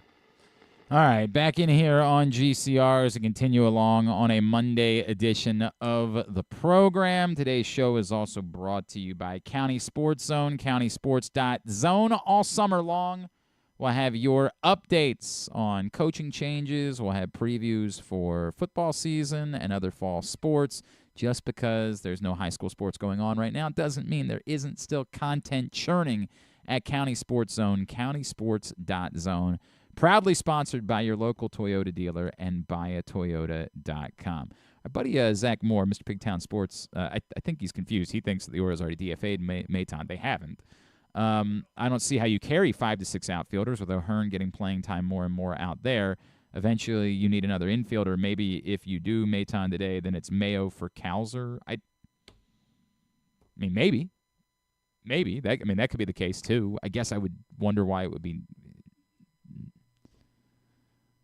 I don't know what naturally. I would still have to get into that conversation about naturally where is Mayo playing, because you do not want Mayo coming up to just be in the lineup against lefties, because you don't, unlike at the beginning of the year where all you faced was lefties. At this point in the schedule, you're not facing enough lefties to justify someone being in the lineup only against lefties. But, maybe that's the way it goes. Let's talk about it more. Our buddy, I'm glad he's back. I'm glad he did not perish last week. He is, of course, our friend, Mr. Jeremy Conn, Big Bag Morning Show, 105.7 The Fan. What's going on, buddy? How are you? It was one of the worst days of my life last Monday. What happened? So, I've talked about my depression issues, and one of my depression medications they were weaning me off of, and I've been on it for like 3 years, and I'm switching to another medication, and then my dosage for the new medication of Wellbutrin doubled to 300 milligrams, and I was down to 30 milligrams of Cymbalta, and then when they took me off the Cymbalta, I've never experienced withdrawal from anything. I've never been that addicted to something. It's awful, man. There's no way to get comfortable. And I threw up so much Monday that I felt like I was in a prize fight, and somebody beat the hell out of my ribs and stomach, man. It was so bad. But they put me back on my medicine because they said sometimes it can last like a week to 2 weeks, and rare cases it can last up to 2 months. And the biggest problem I was having with the vertigo-like symptoms, I don't feel comfortable to drive. And it would go away, and I'd feel fine, and then it would just come rushing back. So. See, I thought when you were describing all those symptoms, I thought maybe you had gotten a head start and you had jumped into the Inner Harbor. I thought that was maybe. I drank a little bit of the water just to make sure it's fine to get. Does explain a lot.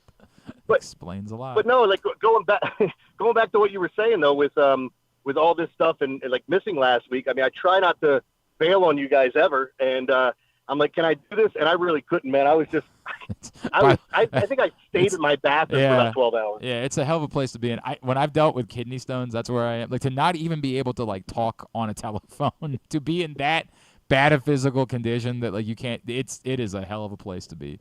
No, I appreciate it, pal. You're all good, man. I completely understand that. Well, I want to run this by you, right? We're just having this conversation. It seems obvious that when you saw the Heston Kjerstad news last night, like, oh, well, Maton has been wasting a roster spot. They only brought him up as an insurance policy for Jordan Westberg. Jordan Westberg's fine. He's out here. He's the only guy that's producing this weekend.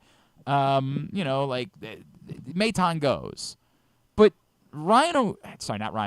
Heston Kjerstad has to play. You can't do this again where you bring him up without a plan for getting him at bats. You're certainly not sitting any of Mountcastle, O'Hearn, or Santander against righties. That would make no sense whatsoever. So the only spot that would appear like you could get him playing time would be in left field. If you do that, then what is Colton Cowser doing? And Colton Cowser hasn't produced even a lick since the first 3 weeks of the season, where, in fairness, he was lighting the world on fire. I know he's hit the ball hard a little bit recently, but it hasn't led to production. Is it as simple as saying Maton goes down, or if O'Hearn's going to be playing in left field and there's nowhere for Colton Cowser to be playing, is it maybe time for him to go down and refresh at Norfolk for a bit and try to get his confidence back? Yeah, I think the Cowser thing is, we talked about it this morning. I think he's the guy that has to be sent down. And look, Maton, we could sit here and talk about him. You can send him down, bring him up. He's just an insurance policy in case something goes wrong. With all due respect to him, I'm not trying to trash him, but Cowser's hit 3 home runs since then. What did he hit? 1 last month, 2 this month. And then you start looking at the batting average, the on-base percentage. It's not, and his OPS, it's not adding up, man. So you can't have a guy like that in your lineup. And he has a decent glove, but he doesn't have a track record like Cedric Mullins and Austin Hayes do to say, hey, we're going to let him work this thing out. He's got 3 weeks. That's what you got, right? Like, he's got a really good 3 weeks, an amazing 3 weeks, but it's 3 weeks. And he's got, the metrics say he's got good range, and I think I see that, but he's not regularly making the plays when he's using that range. Like, I just don't. And again, this would be different if he presented something that was different than the other. If he was a right-handed bat, which you need more of, then I maybe could see you walking through this. But, like, right now, you have a problem with too many left-handed bats. You can't justify playing him over Mullins at the moment in center field. Like, where would he be playing if Heston Kjerstad is playing in left field? My only thing is he did play some at first base, but I don't think they're putting them there. Right. I think this has to be Cowser. And going back to it, you look at what we have. We have so many guys in our farm system that are knocking on the door ready to come up. So if you've got one of them that's not hitting, why wouldn't you go to a different one, especially if they play the same position? We're in agreement. We're in agreement about this. And I hate saying that because I love Colton Cowser. And I like Moo. Who doesn't like Moo? It's fun. I understand that. But, like, that's when I asked the question, do you think they put him out the pasture today? Thank you. Yeah, I think that would be utterly ridiculous. But you know what? Utterly ridiculous. Sorry. You're really going to milk this for all it's worth, aren't you, huh? Look at you. When we go into improv class, buddy? Man, when me and you. We go do some improv games, man. They had me out. The Baltimore Improv Group had me out for an event, and they asked me to, like, participate in their pre-show game. And I was just like... I would have loved that. Oh, I had fun with it. I did that in high school going into college. I did a lot of improv stuff, but it's fun. Oh, man. I used to, dude, in my drunkest days, I actually had a group of friends that we would play a regular improv game where we were a certain amount of drunk, someone would yell out, dude, remember when we used to work at the factory? And then we would proceed to take over a bar, incorporate bartenders in making up an hour-long story about different people that we knew at this factory that we allegedly used to work at. And it became like a legend. We just kept going with it without any ability to stop. And we would get strangers involved. They would start asking us questions like, dude, was it the factory over on 40? And we'd be like, yeah, you remember. It was, I don't know why. And it was one of my favorite times in my entire life, was just sitting around playing the factory with everybody. Hey, how do you feel about the Dave Grohl, Taylor Swift beef? Where are you at with that? Look, I like them both. But if you force me to pick one, I'm going to pick Dave Grohl. I think that guy's just brilliant, and he's meant more to me than what Taylor Swift has. But I like her music. I used to. But the thing about the beef, about playing it live? Yeah, this is so apparently, like, he joked. The joke was they were both playing in London. He joked that they call their tour the Errors Tour because they make mistakes because they actually play live. And so everybody said, no, he's clearly going after Taylor Swift because Taylor Swift is playing elsewhere in London, and he said error is the whole thing. I got to tell you. It's funny and clever. Yeah, I think it's funny and clever. 2, I appreciate him saying it. And I get that, this goes back to the era of what Dave Grohl famously saying, like, hey, maybe, go play music with instruments, go suck a little bit, and you might turn out to be Nirvana. And then we saw him, like, working with Deadmau5, like, a week later, and you're like, okay, guy. Like, like, that's a bit rich. Like, let's maybe, but still, I appreciate, like, I get very frustrated when I am spending good money to go see a performer live, and I find myself almost like trying to Zapruder film my way through, is this performer actually performing or not? And if you're paying for it, then you want it, right? You want to see them live. Right. Like, I want the songs to sound. I mean, if I wanted to listen to you on the radio, I'd just listen to you on the radio. Exactly. If it's a recording. Exactly. Yeah. So, I want to see someone with a talent and a skill that I do not have, and that makes it worth me going to see them. I can lip sync my way. I can carpool karaoke. I can do those things. You have skills that I don't have, and that's why I'm willing to pay my money to see you. And this, you always hear this, well, but what if, they're performing so much, they just have a night where they're not sharp. Then don't play. Then just say, we can't perform tonight. We will reschedule this event. And that stinks, but I don't want to watch you lip sync. I'm just not interested in that. I never will be. And to me, it's part of the issue that we have with music in general, that talent be damned. You're just a famous person, so that's where we are. Like, dude, people are paying thousands of dollars to go watch Taylor Swift. If somebody's bothered by the fact that Taylor Swift doesn't actually sing live, then I have no beef with that. Like, yeah, I'm paying an exorbitant amount of money. Like, yes, you can say, well, it's about the experience. Get the entire F out of here. Perform. Is it all not live or just some of it? I assume it's not all of it. Like, I don't know, because God knows I'm never going to be you're not going to find me at a Taylor Swift show. It's just not going to happen. It's not my thing. Is this your next punishment? I'd go, because I just want to see how crazy all those fans are.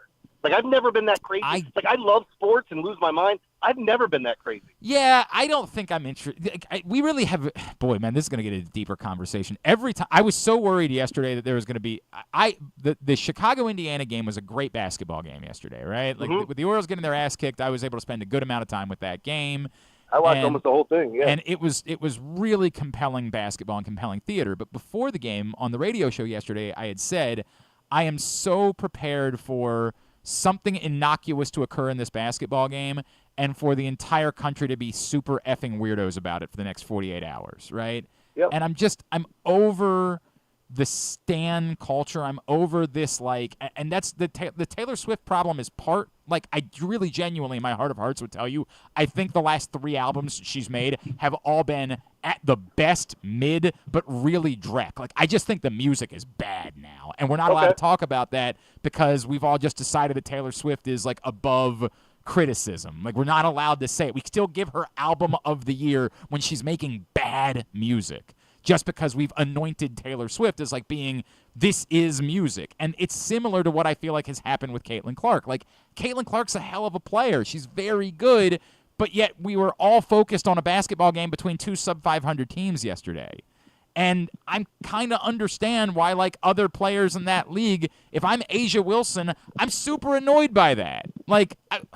You're obsessed with these bad basketball teams. There's good basketball teams you could maybe watch and pay attention to. This is where I think everybody's right and everybody's wrong when they start arguing about this, because there's so many different levels to it. I forget what this Bishop's name was. He's like, oh, the Vegas Aces are the only team that sold out their arena all year long, or something to that effect, or whatever, over the last season. And they have the smallest arena in the WNBA, and when Caitlin Clark plays the Aces, they're going to a bigger arena to sell that out. And we don't get to pick who everybody falls in love with. And honestly, I don't know why everybody fell in love with Caitlin Clark. But I really think Angel Reese should take the villain role and just play that to its core and be the bad guy. And for most people, I think it's been that way. I think there is some jealousy because all these other girls are really good. Asia Wilson's better than Caitlin Clark. She is. There's no question about it. But she never got this attention. So I understand why they're upset. But at the same extent, it's got to be the league policing things so we don't have something get out of hand. Caitlin Clark's got to grow up and stop being so soft, and I think the other girls need to lighten up a little bit and realize, hey, this is a situation where she's bringing eyes to our league. Yeah. Why do I want to crap on her the whole time? But and by the way, that's the part that I think that we have allowed it to be painted as a picture of envy, and I don't believe that for a second. I think it's annoyance. I don't think that it's envious at all. I think that their lives were fine. They're totally good with this. I think it's annoyance of every time I do an interview, you want to ask me about some other player that has nothing to do with me because that's the only topic that you know about. And you know what? I get it. I found myself, we had Alyssa Thomas on, the former Terp, because she made the Olympic team. Yeah. And, like, it was a fine line for me where, like, I'm going to be criticized if I don't ask her about Caitlin Clark not making the team. But at the same point, if I'm Alyssa Thomas, why do I give an ever-loving F about that topic, right? Like, what? This has nothing to do with me. Why do I care? And so it's a really fine line for me. Like, if I were in her shoes, I would understand why she would be annoyed about that topic. At the same time, none of it has risen to anything that's beyond, like, the Kennedy Carter thing was the one that was the closest to being like, okay, what is that? Everything else has been... she popped her for no reason. Right. You know, like... Everything else has been basketball. Like, the Angel Reese thing last week was obvious. She went for a block. Caitlin Clark switched hands. The block ended up making contact with her head. Absolutely no intent there whatsoever other than to make a basketball play that didn't get made. Like, and by the way, she bitched about the refs, but people, if you watch the game, she got fouled on the other end of the court and didn't get a call and was looking at the refs and crying about it. It was more about her not getting calls than Caitlin Clark getting them. Right, correct. Exactly right. And that, by the way, you know, like, she's a rookie too, and she's going to have to keep working through that and all of those things. And she's a hell of a player. And that's part of this is the other nonsense. We're such weirdos about this. Angel Reese said something a couple weeks ago like, hey, there are other players in the league too. And somehow that turned into, yeah, but Caitlin Clark we moved the goalposts over these topics. Yes, but there were more people at the game when Caitlin Clark was there. Well, that's not what Angel Reese said. That's not the conversation. We're just such effing weirdos. We have, like, fetishized this girl in the same way. It's similar to me that we do with Taylor Swift. Like, we've just decided this is the end-all, be-all. And again, she's a hell of a player. Nobody's debating that. She's a damn good player and probably deserved, as has been pointed out rightfully yesterday, there were more plays that should have been made by her teammates based on some of the passes that she made that they would have won a basketball game yesterday. But, like, and she still broke the assist record for the Fever. You know, but she broke that in the third quarter, I think. But we're so obsessed with, like, we can only see through this prism that we become bloody effing weirdos, and it's like an extension of this stan culture. Like, we don't actually care about basketball; we just care about Caitlin Clark, and that's weird to me. I want to say to all these Taylor Swift people, like, you know that other people make music too. You should check them out sometimes. They're good. Like, if you don't like music, it's weird that you would only like this one thing, but I promise you there's other music being made, and it's good music. Check it out. Well, and, you know, going back to this thing right here, because, look, I probably watch more WNBA games than all of your listeners, but basketball's been in my blood, and I love basketball. I, for one, don't understand the fascination with Caitlin Clark. And as people tried to point it out with the whole, I'm sorry, I'm walking in my house, so if you hear any background noise. All right. So, but if you're going through all that and you're looking at the situation of Caitlin Clark, she's a phenomenal player. But I thought Sue Bird was better coming out. I thought Diana Taurasi was better coming out as a basketball player, not like just looking at statistics and scoring. I'm talking about overall. And the one thing Caitlin Clark doesn't get enough credit for is she's unbelievably quick off the dribble, which is allowing her to get assists to her teammates. They're dropping a lot of those passes, but she also makes a lot of bad passes, or at least she did early on in the season. She's growing. So this whole thing of, I mean, I think we're at the fault of it. Like, I was so happy to see people go after, I don't remember who this bishop was, but African-American bishop said something about the Vegas Aces and how they were selling out. And then to come back to it, the point was, he said, Caitlin Clark, we don't need Caitlin Clark, is what he said. I'm like, why did you even bring her name in it? Yeah, like, praise them. There's no reason to bring her name up. Yeah, it's become, it has very much. I mean, it's the, like, we've turned it into a race war, right? Like, we can't talk about it without being weirdos about it. Like, we have to do the most when we have this conversation, and yeah, it's lame. It's lame. It sucks. I hate that. Like, it's super frustrating, man, because, like, you know, and I understand it for the other girls. Just go play ball. That's what they want. Yep. That's, like, again, it's a hell of a league. There's great basketball being played. And if you're not willing to consider, that was my infuriation with the conversation about Caitlin Clark and the Olympic team. Like, dude, if your argument is I refuse to watch unless Caitlin Clark is involved, I'm just not sure this is going to be for you. Like, this is an eternal. The idea that you should capitulate to these people and say, well, we have to put her on the team because these people say they won't watch unless she's there, Well, are those ever going to be basketball fans? Like, this is the Taylor Swift is Taylor Swift raising the music industry, or is she just Taylor Swift on her own? And I'm not trying to be. I mean, it's funny that you said it. Like, if you were talking about people that changed the music industry and developed, like Beck is one of those guys that was doing new stuff and different stuff that people weren't. She's got her fans, and again, the point that you were making, I think, so valid. She can do no wrong. So even if she puts out a crappy album, they're going to listen to it and they're going to say it's great. Right. I heard the new Taylor Swift Post Malone song, and it's fine. I heard that they were doing a song together. I was like, I can't wait to hear it. And I'm like, he just sings one line. Yeah, it's fine. That's it. It's fine. Great. That's what I got for you. It's fine. God bless him. God bless him. I don't know what just happened here that we just went from. It's whatever. It's fine. I don't know. We're bouncing around. It was kind of cool. We were talking about young white girls and all the issues they have. It's a tough life for them. It's such a tough life. As I saw watching Inside Out 2 with my kids on Saturday night. Is it good? It was lovely. It was a lovely film. It was very, very sweet. Can I tell you what I saw that I think your kids would love if they haven't seen it yet? What is that? So that was actually – this is the problem that I'm having now with Mrs. Clark, where that was the second movie showing at the drive-in on Saturday night. And I thought we were doing the all-nighter, and she said, the hell we are. And I said, oh. And I think you would have enjoyed that movie. Really? Yeah. So do you know what it's about? I know the general. It's an imaginary friend, and he grows up, and that's the concept, right? Yeah. So the concept exactly kids grow up, and then there's nowhere for their imaginary friends to go. So and this girl somehow ends up having access to being able to see them, and they're trying to. The whole point is she's trying to, as her dad is sick, she's trying to help other people get their imaginary friends, and kind of twists and turns. It's really cute. It's just really well done. I would be willing to look at it. I was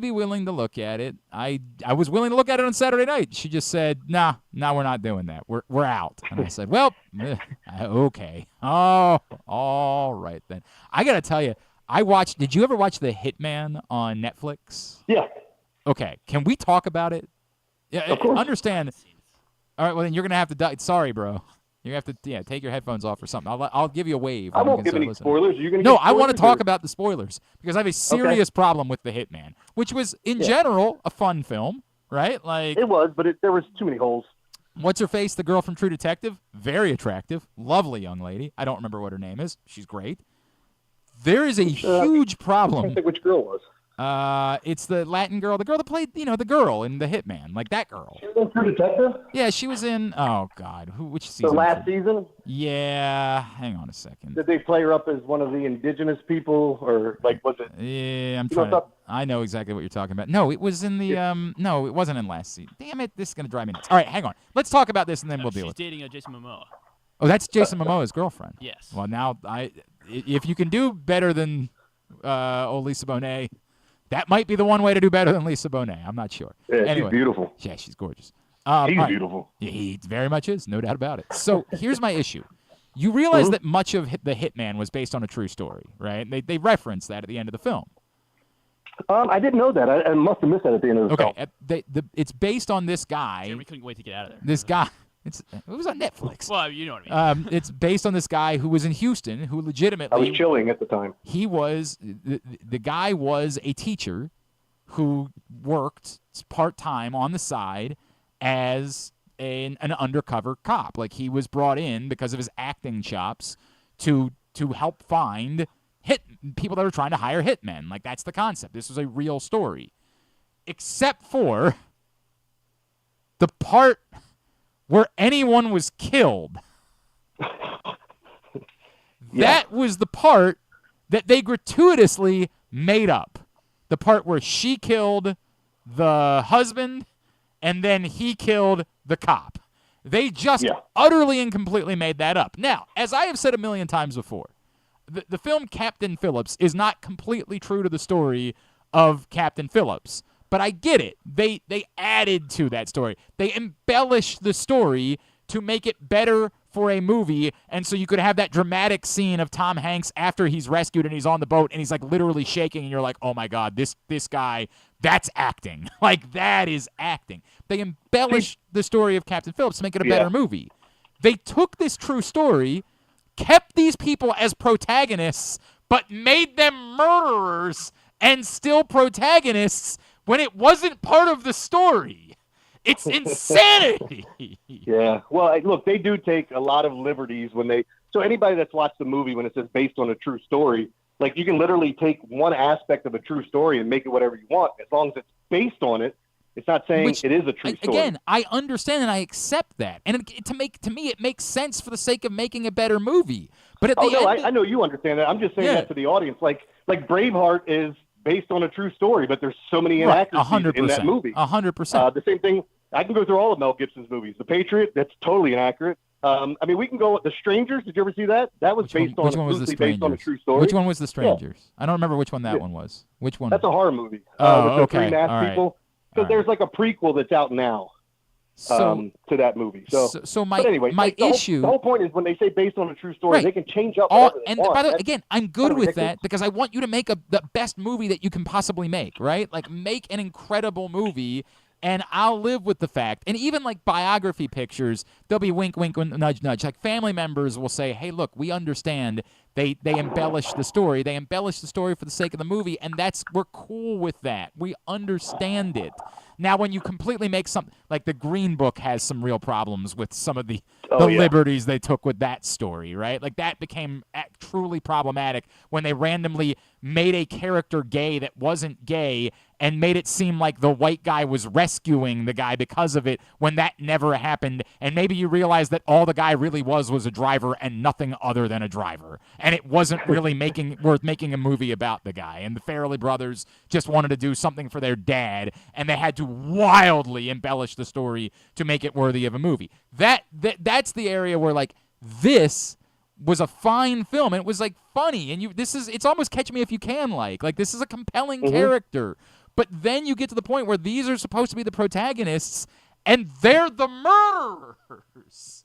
It is a kind of a weird way to write that thing, right? These are the good guys. We're giving them the happily ever after story at the end, and they're the murderers.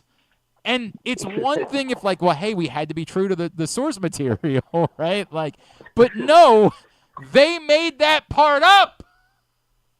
See, and that's some of that gets me too, especially if you know the story well, because there's a lot of these different, I don't want to call them, not the biopics, but a lot of the other movies that we've had.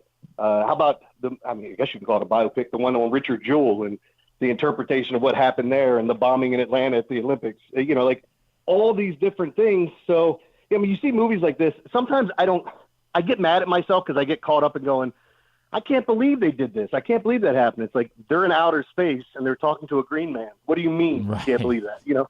Like I remember getting upset at Indiana Jones when there were aliens involved. And I'm like, in part one, he opened a tomb and everyone melted. Like, what am I talking about here? Yep. There's a lot of that. I don't know. It was fine. I still had fun with the film. It's just I couldn't stop thinking about that part of it. Do you like the main character in that movie? Because he's like one of those guys that's like unbelievably good looking, but when you look at him at certain angles, you're like, he looks kind of weird to me. So do you mean, do I like the main character or do I like Glenn Powell? Is that what you're... Glenn Powell. Okay. We're getting a little Glenn Powell out. Like, okay. I'm getting to the point where, like, Glenn Powell is being shoved down my throat every time I turn around. And I think he's fine. I think he's a good actor. I don't know that he has warranted the moment that he's been having over the course. Like, post-pandemic, every time I turn around, there's more Glenn Powell being thrown at me. It's a lot of Glenn Powell. Yeah. I got that Glenn Powell. By the way, the girl from The Hitman was in season 2 of True Detective. She played Vince Vaughn, and that was a Vince Vaughn scene. And remember the cop that didn't, like, she was like lying like naked on the bed, and the John Carter's wife, right? Yes. Or his girl. Yes. And or what's his name from Friday Night Lights? Taylor Kitsch, I think is his name. Yes, who played the quarterback in Friday. No, he's a fullback. Oh, that's right. Thank you. Sorry. He's the running back. Yes, correct. But yes, he was the one that got hurt. Yeah. Right. And his brother was taking care of him, right? Exactly. That's the one exactly. Friday Night Lights. Yeah. Yes. All right. So that's how we got there. What's going on with you? What's your story this week? I'm hopefully just back to work for the full week and getting used to my medication and everything else. And I mean, last week was hell. So I've been on fire. I mean, at least I should say it this way. been pretty good with the picks here as of late. Yesterday was a tough day because I went 3-2, and my losses were technically the Chicago Sky because they were -1.5, and they missed 4 3-0s at the end of the game. And then the other loss was the St. Louis Cardinals that gave up a bunch of runs in the 8th and 9th inning for it to go over, and I had the under. But it's been pretty good over there and doing all that stuff with the Telegram. So I'm going to keep that rolling. So things have been good. Love it, man. At Conn Sports on Twitter is how you follow him. Of course, the Big Bad Morning Show, 105.7 The Fan. Appreciate you, pal. Glad you didn't die. Let's talk again next week. All right. All right, man. Sounds good. Thanks, buddy. That is our friend Jeremy Conn from 105.7 The Fan with us here on GCR. Appreciate him taking the time for us. All right, we'll come back in. We'll get a tidbit. We'll get tubular. We'll wind things down for a Monday edition of the program. My buddy Rob Shields, who likes to fight with me on Twitter, he's trying to make his compelling argument for Colton Cowser should not be in consideration. And we'll talk about that, too. Today's show also brought to you by the print issue of Press Box, which is available for free at your neighborhood Royal Farms, any of the hundreds of locations around town where you find Press Box. You can read it all at PressBoxOnline.com. On the cover, we sat down with Maryland Governor Wes Moore, talk sports, talk about the lease, the ground lease issue that still has to be dealt with surrounding Camden Yards, the ownership change, what David Rubenstein brings as a partner, the future of horse racing, all of that. What maybe should change about the venue usage, considering this is $1.2 billion worth of public money that we're talking about. All these topics that we discussed with Wes Moore inside this print issue of Press Box. It's also our travel issue, so some great ideas for you for sports tourism this summer. Go get that today at your neighborhood Royal Farms. It is Glenn Clark Radio. Gambling can be a fun and entertaining experience, but there are risks involved. If you're planning on betting on the game at the casino or on your phone or computer, know your limit, stay within it. Set a budget and a time to stop. Remember, gambling isn't a financial solution, and it doesn't mix well with alcohol or drugs.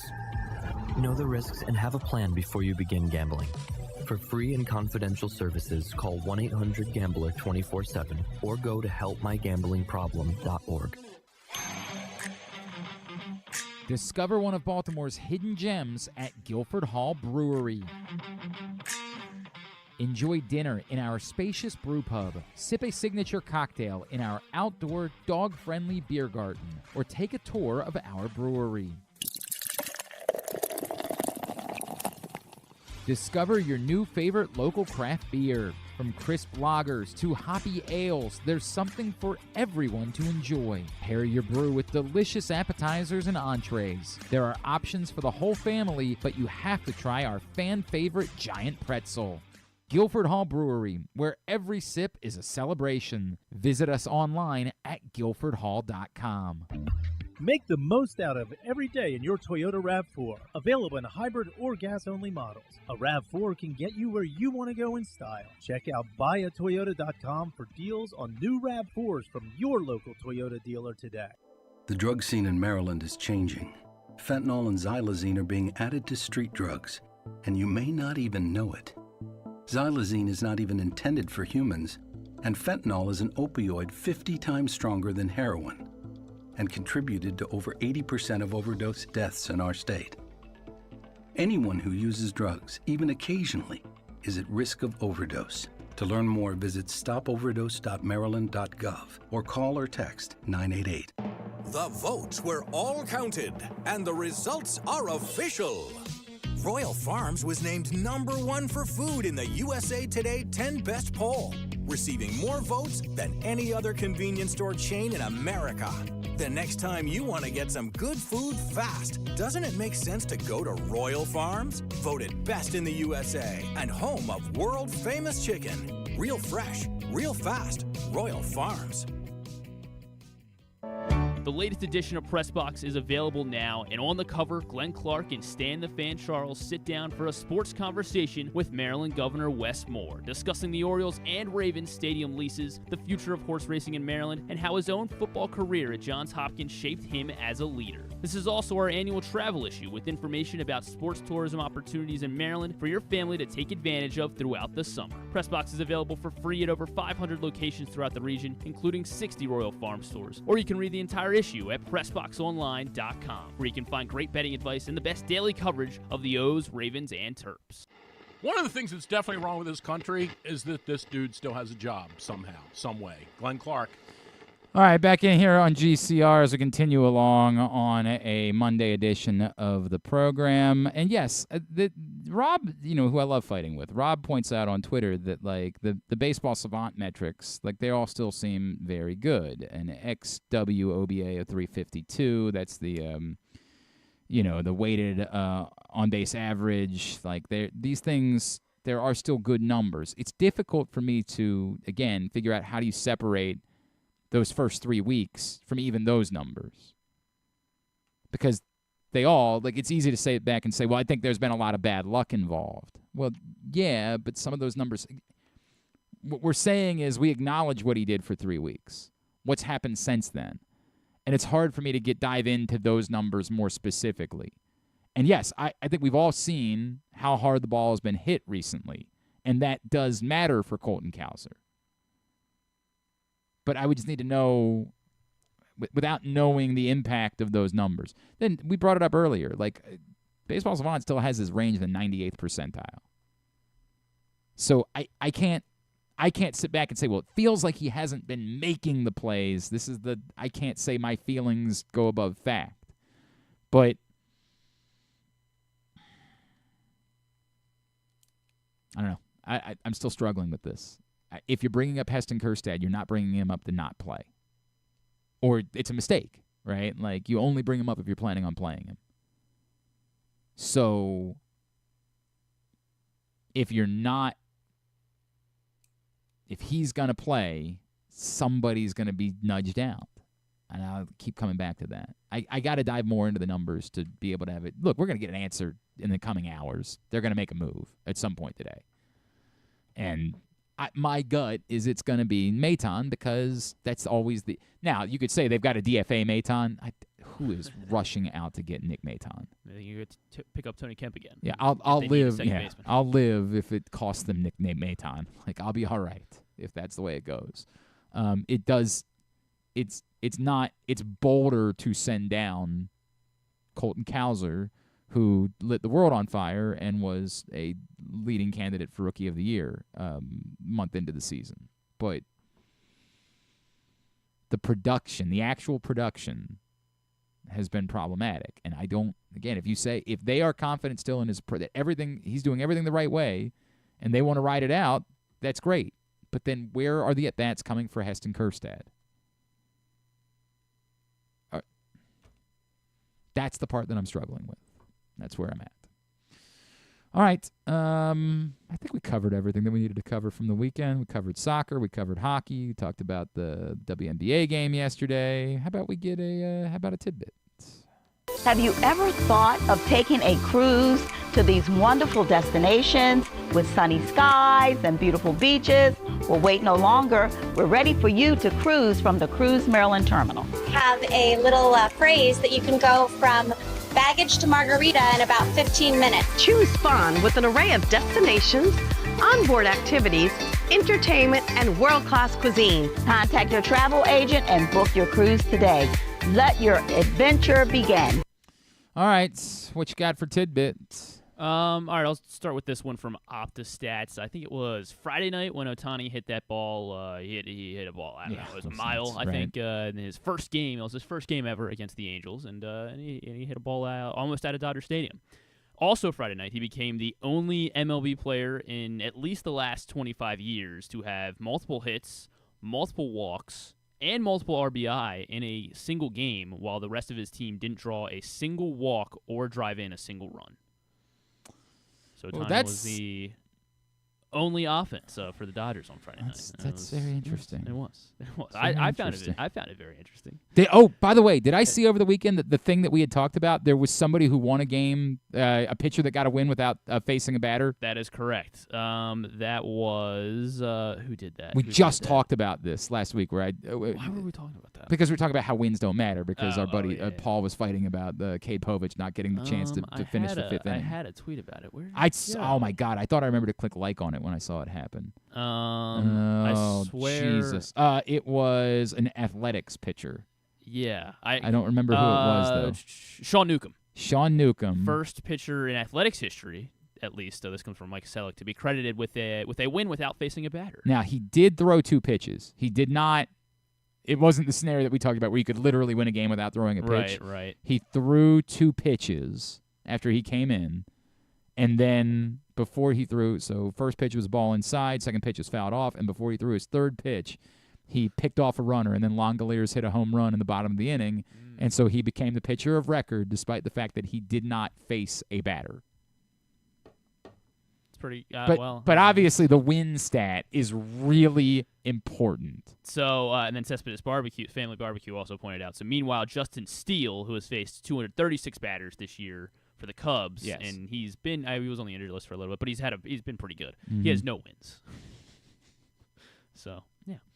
Super significant statistic. Just a little fluky. Just a statistic that really matters. First time in Orioles history that the team has had 2 players, comes from Jake Rill, 2 players with 20-plus home runs at the 75-game mark of the season, as Gunnar and Santander both are at 20-plus. First time in Orioles history they've had 2 of those 2 players do that at the 75-game marker. You and Jeremy were talking about it. Angel Reese had an incredible game yesterday. She became the first WNBA rookie with a 25-15 game in the last 6 years. Can you name the last player that did it? So it was 6 years ago. 6 years ago. A WNBA rookie in 2018. Oh God, who would have been a rookie in 2018? So that's before. Man, is that Wilson? It is. Okay. Angel Wilson is the company that Angel Reese joins after her incredible performance yesterday. I'm trying to think of anybody else from that. I don't know if I can name another. Well done. Hey, good job. Yeah. Paul Skeens has been incredible. He now joins a group of 3 players. I don't know why. So this comes from Patrick Kurish. He works for he does Pirates Communications.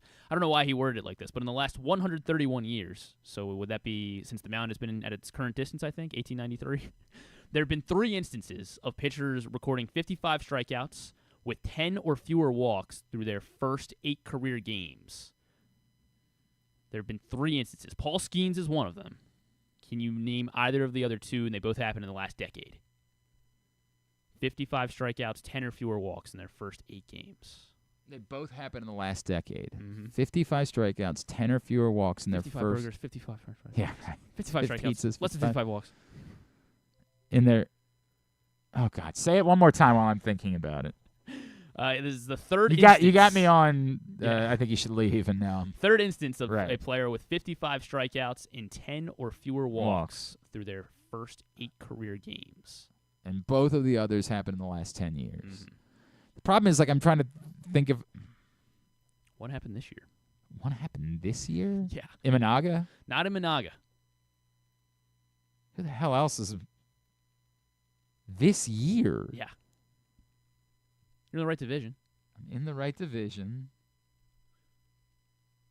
Happened this year?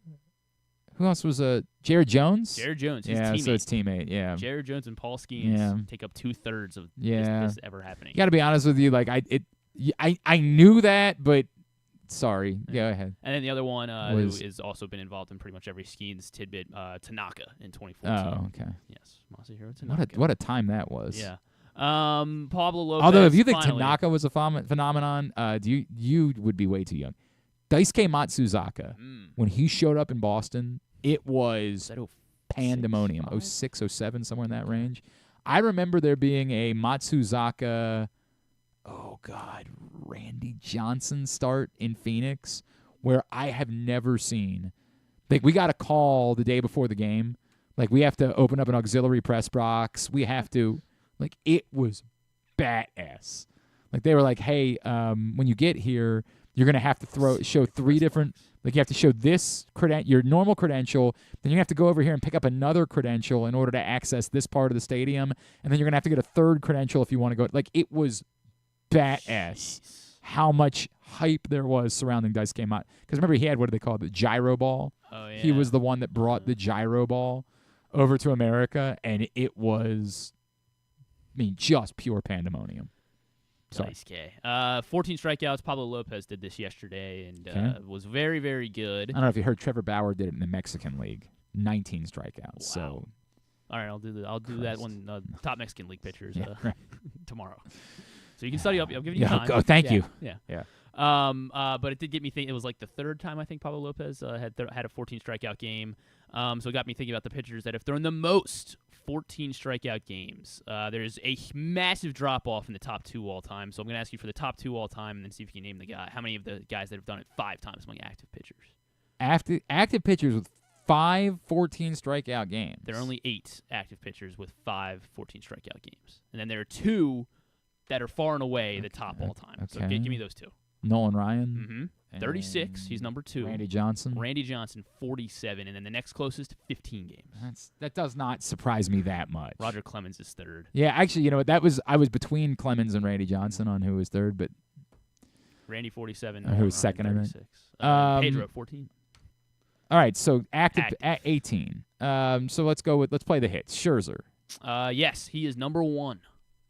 Just returned yesterday from the injured list. Made his first start of the year. Verlander is on the list. 6 14 strikeout games. Scherzer leads all active. I think I said that. I really can't believe there are 8. That's the crazy part to me. How about Yu Darvish? Yu Darvish with 6, tied with Verlander. How about DeGrom? Jacob DeGrom on the list, 7. How about Garrett Cole? Garrett Cole on the list with 9. You're on a roll. I need 3 more. 1, yes. Aaron Nola? Not Aaron Nola. Let's see if Aaron Nola's on this list. I think Zach Wheeler's on the list. He did it once. I don't know if Aaron Nola's done it. Bum. He sucks. I'll say Corbin Burns. Corbin Burns just misses the cutoff. Only 3. Only 3 14 awful. strikeouts. Get him off the team. Good thing he's not coming. Yeah. Yeah, you gonna spend money on that? Yeah. Please. Blake Snell? No Blake Snell. Oh boy. I don't know if Blake Snell might have done it once. All right, so second guy on the list, 10 14 strikeout games. 10 14 strikeout games.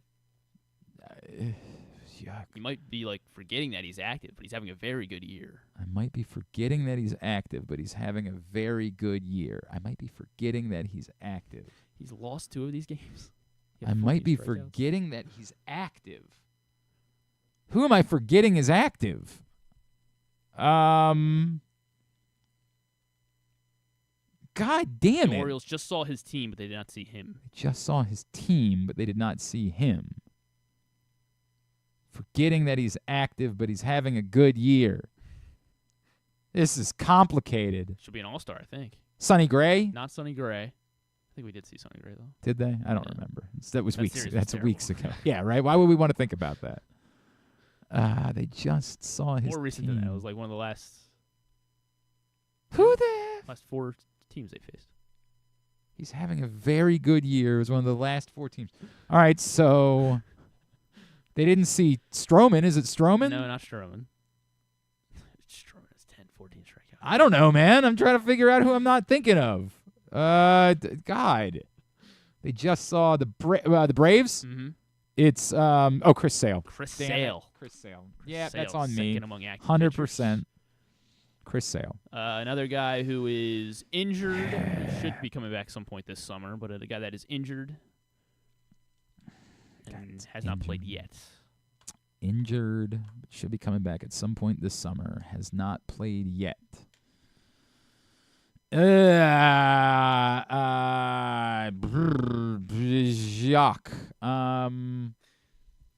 Should be coming back. It's McClanahan? Not McClanahan. He is a lefty, though.